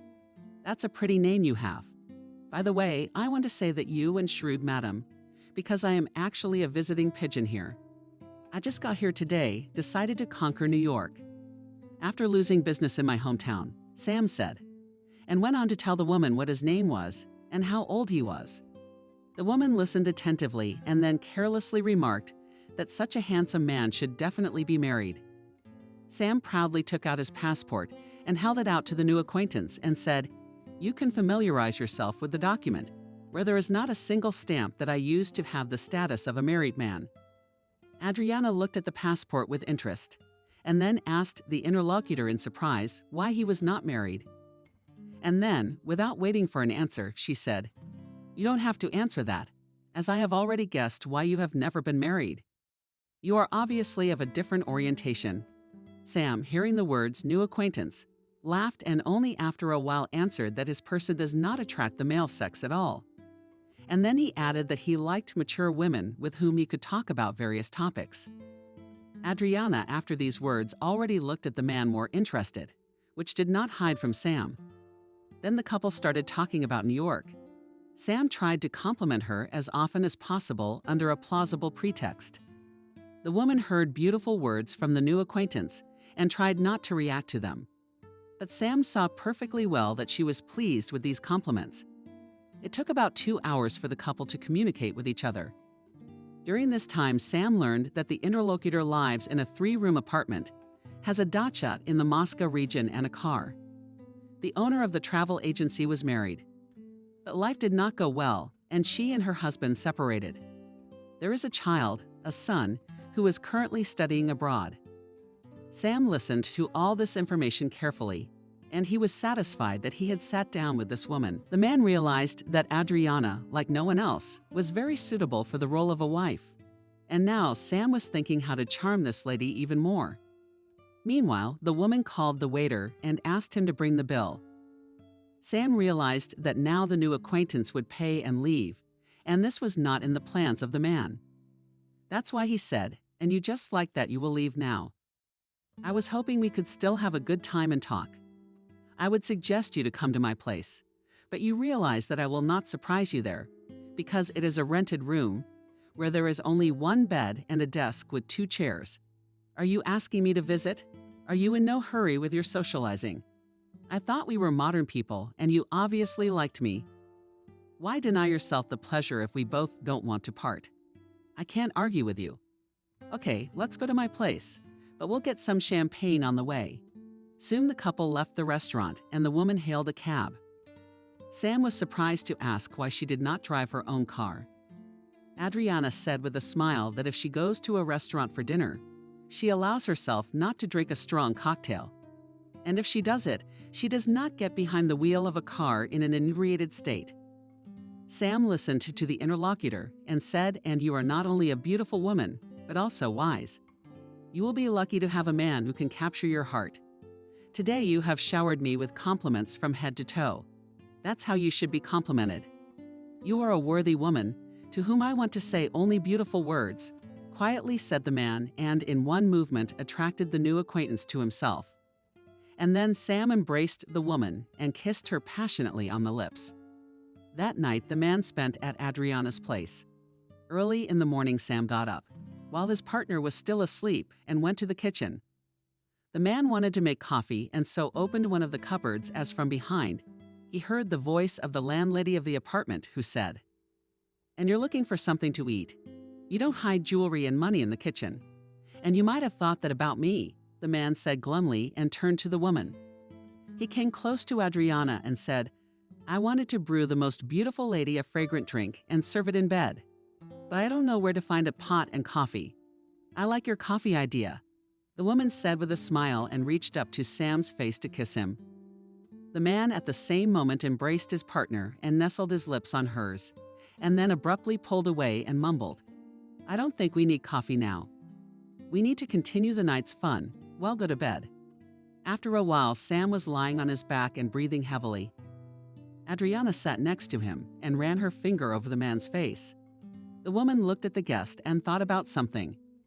Sam hugged the landlady and said that it was time for him to look for a job. Adriana grinned and said that today was Sunday, and it was unlikely to find a job on that day. Then the woman offered the man a few days to get settled in New York. The man gladly accepted. 2 weeks had passed since Sam had met Adriana. All this time he was staying with her. The man complimented the woman every day when she arrived after work, always made sure to cook delicious meals. And Adriana loved it. It seemed to her that the man really loved her. And so one day she struck up a conversation.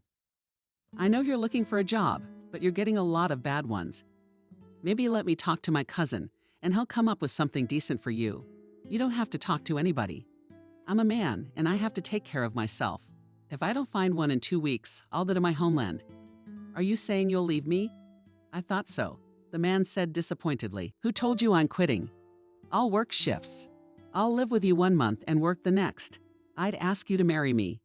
But you'd refuse to marry an unemployed man. And you first offer, and then already think," the woman said slyly. Sam mentally rejoiced because that's what he wanted. The man knelt down on one knee in front of the landlady and quietly made her a marriage proposal. Adriana hugged the head of her lover and happily mumbled that she agreed to become his spouse, and immediately added that they would go to the registry office tomorrow. Sam didn't argue. He asked only one thing. "Let's not organize a lavish celebration. Let's just sign everything and that's it. We're not 18 years old enough to have a big party." "If you say so. But I have a little condition that you let me talk to my cousin about the job. You know it's not gonna work if you just sit at home and do nothing. We'll talk about it later." Soon the couple filed a registry office application. Sam knew he was getting married. He hid it from his parents as well as his sister. He thought that it could be announced after a while. The man himself did not realize why he made such a decision. And soon the couple signed. They celebrated the ceremony in the same restaurant where they met.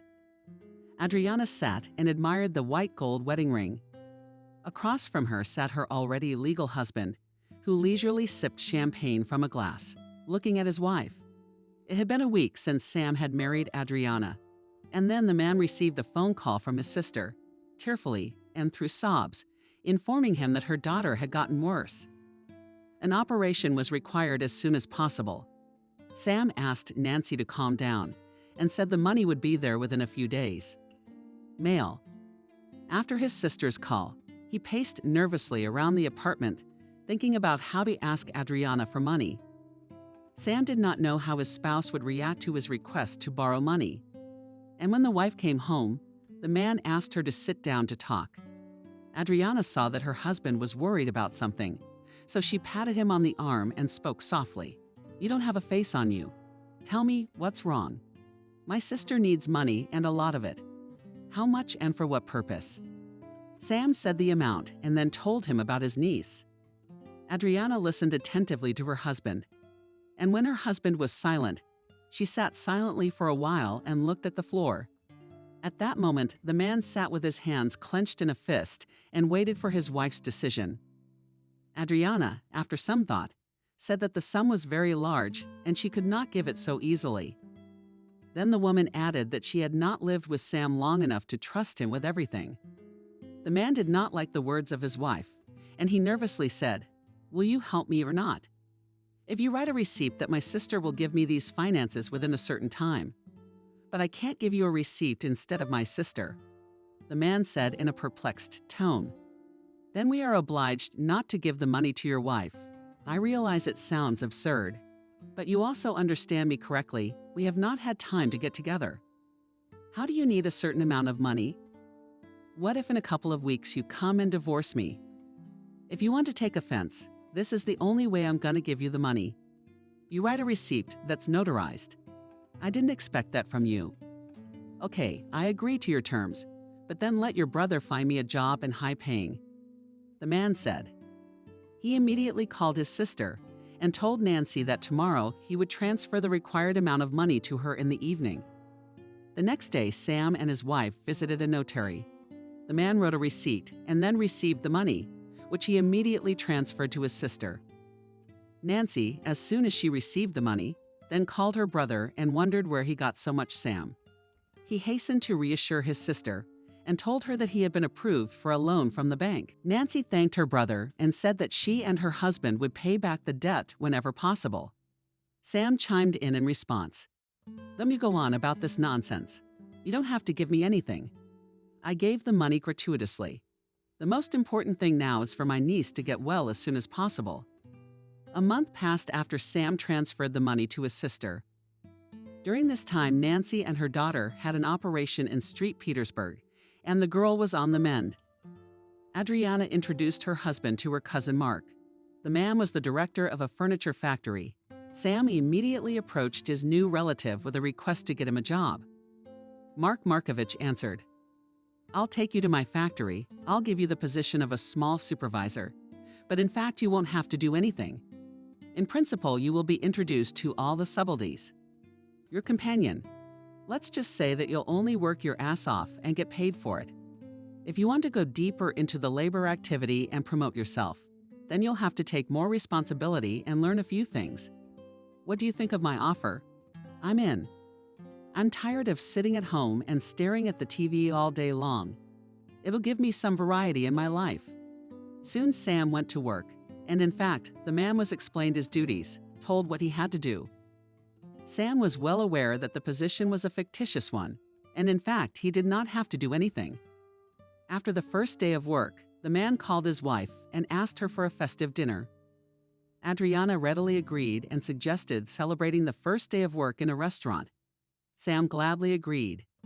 And now the couple is sitting in the restaurant and having dinner. Sam enthusiastically tells how the first day of work went. The woman listens to her husband and thinks how good it is that Mark helped her husband with his work. It had been a month since Sam had gotten a job. The man felt as if life was passing him by. He was bored with his life. He didn't want to go home because he didn't want to see his wife's face. After all, he understood perfectly well what he had married this woman for. Work also did not bring joy. and the man went to the furniture factory only for a tick and often left work, not waiting for the end of the working day. And so Sam decided to leave the factory early to go for a walk in New York. The man packed up and left the factory. He walked down the street and looked at passers-by. And then his attention was attracted by a girl who was standing and feeding birds with a mug of bread. The man approached the stranger and politely inquired, "Can I keep you company?" The girl looked at the man and smiled coquettishly at him. And then she handed Sam a piece of bread and offered to help her in this business. In a few minutes, the couple were talking animatedly about the girl. The man learned that her name is Lola. She is 24 years old and works as a nurse in a hospital. She lives with her mom in a 2-room apartment. After the couple ran out of bread, the man suggested that the girl go to a cafe and continue the conversation. Lola did not refuse, and soon they were already sitting in the institution and drinking coffee. The man looked at the interlocutor and imagined how with her he could have fun in bed. The girl, as if reading his thoughts, said, "Probably anticipating that very soon you and I will make love." "How did you guess that?" Sam said, perplexed. "Yes, I could tell from the look in your eyes. You're undressing me with your gaze in the cafe. So I want you so much, if you understood everything from my look. Then offer me a place and let's go. Why waste precious time if our desires coincide?" The man laughed and then asked the girl to wait for him, and he quickly left the cafe. Sam hurried to the kiosk where they sold the press. He bought a newspaper. He found an ad for an apartment for rent and quickly called it. The man agreed with the landlady on his cell phone and then returned to Lola. And soon the couple was already at the rented apartment, where they made love. It took about 3 hours before the man lay on his back in satisfaction. He felt good with this girl, who did not ask unnecessary questions. At this moment, he imagined that very soon he would have to get dressed and return home to his hated wife. And at the same moment the phone rang. It was his wife, who capriciously mumbled, "Where the hell are you? The working day is long over, and you are not home yet? Don't worry, darling, I just decided to take a walk today. I'm going home to warm up dinner." After these words, the man turned to Lola and asked the girl if she liked everything. The young woman replied with a nod and immediately asked if they would meet again. Sam kissed his partner with a passionate kiss on the lips and replied that they would definitely see each other more than once. And then the man asked Lola to dictate his phone number. The girl complied with Sam's request, and after that the couple parted. Soon the man came home, where a disgruntled Adriana was waiting for him. The woman, not hiding her bad mood, asked Sam next time he wanted to go for a walk to put her on notice. The man shrugged in response and only asked, "I will be fed in this house." After meeting Lola a few days passed, Sam again wanted to meet the girl. He called her, made an appointment, and as before, the couple again rented a 1-room apartment where they had fun. And then the man, as always, promised the girl that this meeting would not be the last. And after that, he gave the young woman a gold chain, which he had bought especially for her. A month flew by as Sam secretly met with Lola. He enjoyed seeing this girl. He enjoyed giving the young woman inexpensive gifts, which she gladly accepted. Sometimes Sam even wondered whether he would be able to start a family with Lola. However, he did not ask the girl a direct question. And so Sam wanted to see Lola again. The man, as always, called the young woman and scheduled a date at a rented apartment. Sam had left work on his lunch break that day. He wanted to spend as much time as possible with the girl today. Before the date, the man stopped by the store and bought Lola expensive perfume. And already soon Sam was in the nude in bed with a young woman. Suddenly the phone rang. The man, without looking, pressed the answer button. And hearing the greeting of his wife, quickly replied, "I'm not comfortable talking, I'm in a meeting. I'll call you back later." And only the man wanted to disconnect the cell phone as he heard the angry speech of his wife. "At the meeting, you say? Isn't that brunette you're reading the report now?" Rose eyes. "I'm calling you via video link. Okay, honey, we're gonna have a short conversation. And not over the phone, but in person. I'll meet you at home immediately." The man looked at the screen of the phone perplexed. He was cursing himself for not looking at the cell phone when he turned it on. In the meantime, Lola got up and started to get dressed. Sam was now looking at the girl, who was almost dressed. The man called out to the young woman and suggested that they stay a little longer to talk. Lola glanced at her partner.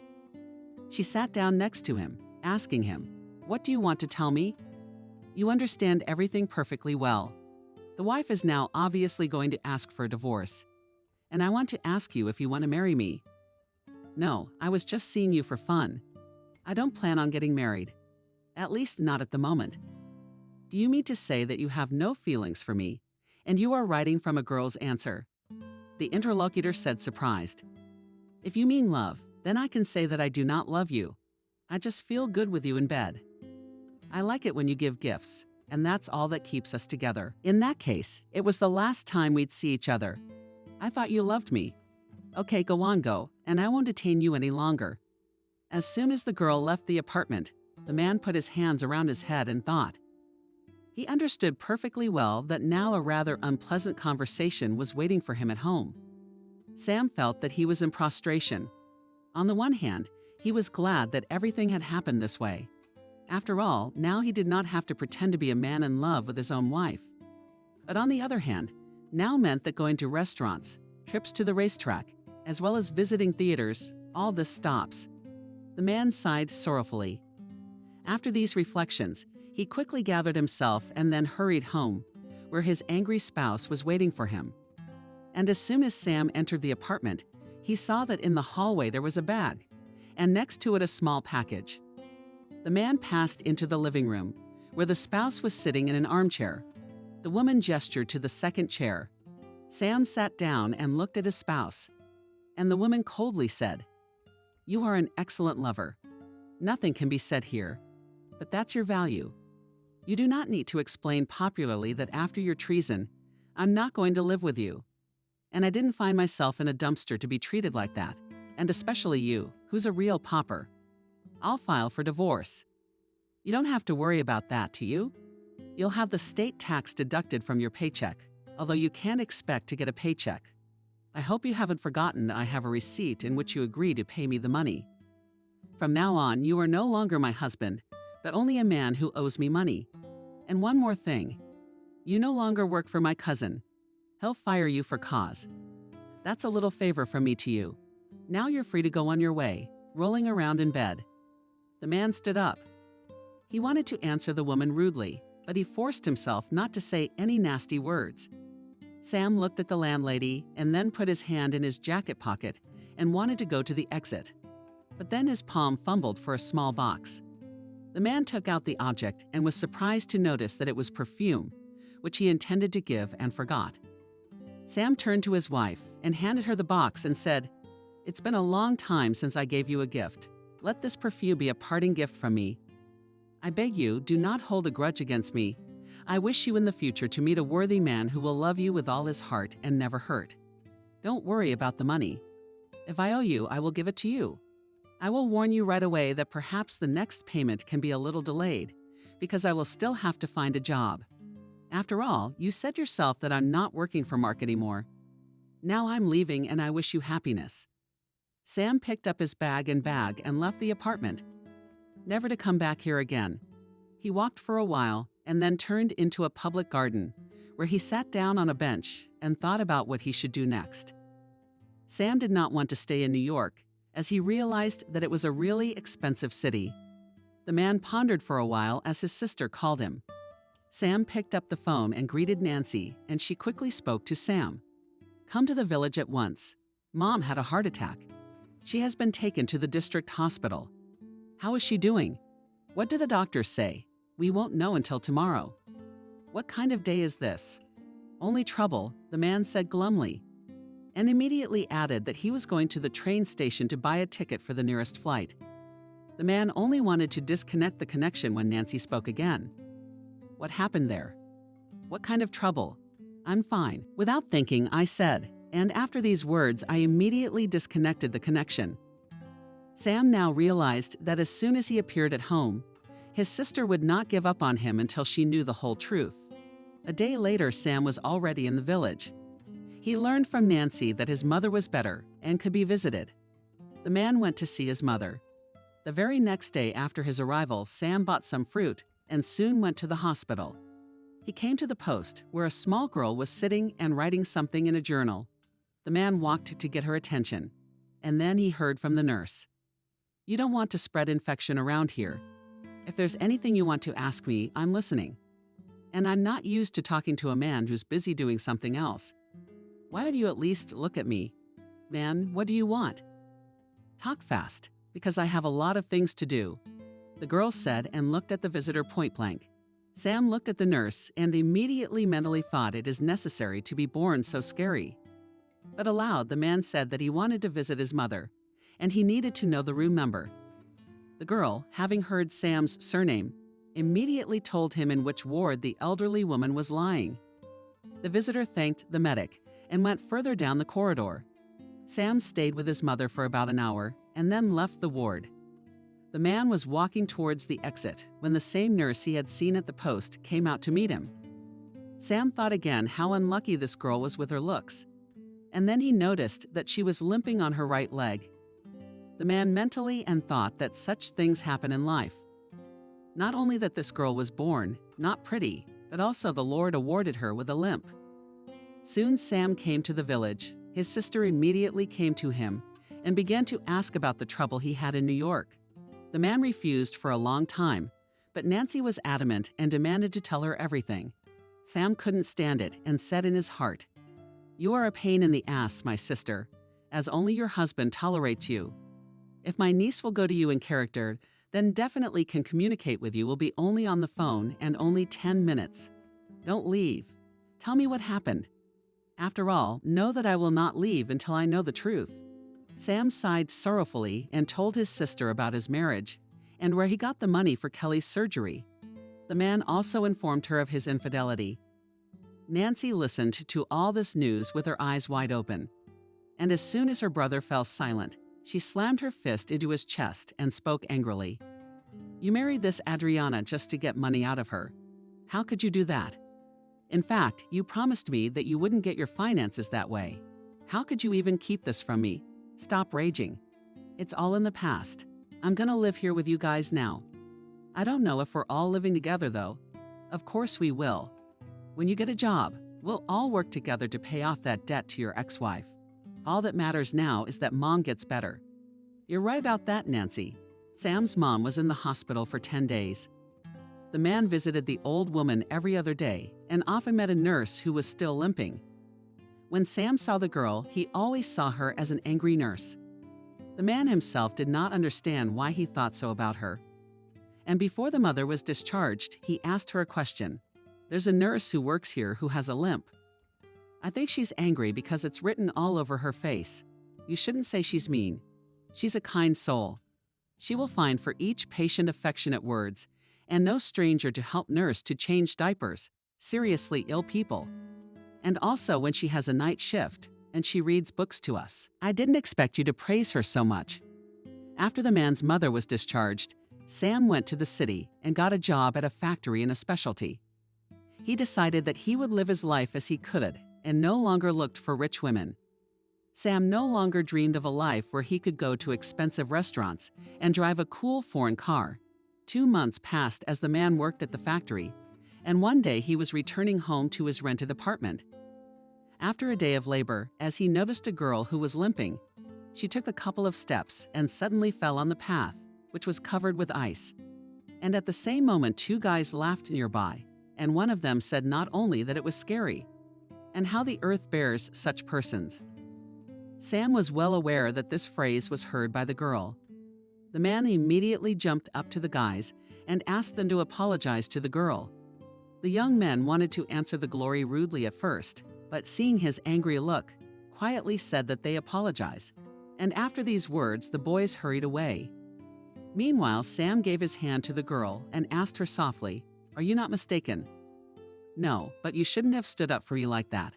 I'm used to such words long ago."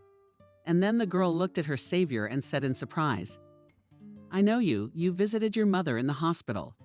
I wonder if you memorize all the visitors as you do me. If I'm not mistaken, your name is Helen." "No mistake. Not all the visitors.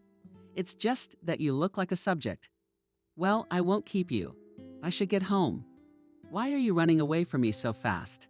Let me walk you out so you don't run into guys like that. You gotta be kidding me. Thanks for your help, but you don't have to walk me home. I'd just like to talk to you, but I can see you're being belligerent toward me.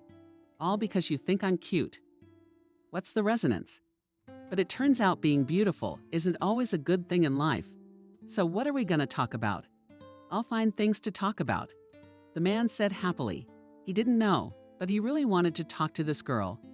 The couple walked down the street for a while and talked peacefully. Sam mostly told about his childhood, how he used to joke about his sister. Helen listened to him. I laughed heartily. Soon the young people approached the house, and the girl announced that they were there. The man sighed disappointedly and immediately offered the new acquaintance another walk. However, the girl refused, saying that she had more important things to do. Sam once again sighed disappointedly and said, well, at least give me your phone number to call you and invite you for a walk. I have a free day, will be on Thursday. We'll call in the morning and talk about it. And soon the girl left, and the man still stood for some time and thought a new acquaintance. Sam was at this time ready to do anything, only if Helen would be with him a little longer. The man glanced at the house and then turned and went to his room. A few days passed, and it was Thursday. Sam dialed Helen's number on his lunch hour and greeted the girl and then asked her if she would be willing to go out with him today. The girl said yes and told him where to come over and what time. Sam walked to the date, visibly nervous. The man came to the meeting as much as half an hour before the appointed time. He stood and moved from foot to foot, looking for Helen. And soon Sam saw the limping girl. He hurried to meet her, and as soon as he was near her, he took out a small bouquet of flowers from his pocket and handed it to Helen. The girl embarrassedly said, we'll freeze them now. It's not the month of May. I suggest that we go to the cafe and warm ourselves, and we will not let the flowers die. It's a waste of money. I don't think you're a millionaire's son to spend money left and right. Let's go to my place. Grandma will enjoy the company of a handsome man. That's the thing. But let's stop by the store so I can at least buy a cake, because it's uncomfortable to go empty-handed. You'll be holding flowers, so present them to my grandmother. But I gave you the bouquet. Again an inconsistency, it comes out, said Sam embarrassedly. The girl laughed in response and said that if they continued to argue, she would change her mind about taking the man to her house. After these words of Alina, the interlocutor raised his hands above his head and said that he was giving up. The couple soon continued on their way. Sam asked the interlocutor to tell about herself. Helen looked at the man and said that she was 24 years old and lived with her grandmother. She also said that last year she entered the medical school on a correspondence course. The girl said that in the future she dreams of becoming a doctor orthopedist. Helen did not tell anything about her father, and about her mother said that she lives in another city. Soon the man was already sitting at the girl's house and talking nicely with the elderly woman. And Helen was setting the table to treat the guest with tea and cakes that the grandmother had baked today. Nickel. After that, Sam began to call the girl often, as well as to visit her. The man felt that he was incredibly attracted to Helen. He wanted to protect her and see her as often as possible. Nickel saw that the man liked her granddaughter. And once, when Sam came to visit, and the girl was not at home at that moment, the old woman turned to him. Are you serious about hitting on my granddaughter, or do you want to stroke your ego? There are plenty of available girls for that. And if we are having a serious conversation right now, I can tell you that Helen and I have fallen in love. I've never had feelings like this before. And would you believe me, I've been with a lot of women. If you're in love, why did you ask her to marry you? You know, I think I might do that tonight. When Helen gets here, I'll tell her about it. But I'll tell you right away, I'm not going to give you the Goldilocks. You know all about me. But will she agree to marry me? Well, you ask her now. Helen just got home. Idea groom, meet your beloved. Sam happily nodded to the older woman and followed her into the hallway. The couple chatted privately for a while, and then the young people made their way into the hall. Nickel looked at her granddaughter and realized that the girl had accepted the man's proposal. The old lady smiled at the couple and proposed to celebrate the engagement. After these words of the old woman, everyone in the room laughed. Soon the trio sat down at the table. Helen poured tea for everyone and put a vase with jam and dried fruit on the table. The girl watched with delight as the chosen one took a few sips and looked at her. And then he looked at Nicole and softly said, "My future spouse is the most beautiful in this world. And if anyone wants to dispute that, they'll have to deal with my fist. Your future wife is not only beautiful, she's also rich. I know I didn't tell you that, Helen, and I was right to. But there's no point in keeping it a secret now. Her mom lives abroad and has a business there. She offered her daughter to move in with her, but Anishka refused. She said she wanted to do everything on her own, which in fact she does. However, her mother transfers her money every month, which has been accumulating for years, and now there is a very decent amount. You'll have enough for a wedding and a trip, and even to start your own business if you want." After these words, Sam stood up, walked over to Helen, hugged her tenderly, and said to Nicole, "To hell with money. Money isn't what makes you happy. I found my diamond in Helen, and I don't need anything else, but only in the future. A couple of screaming kids to call us daddy and mommy,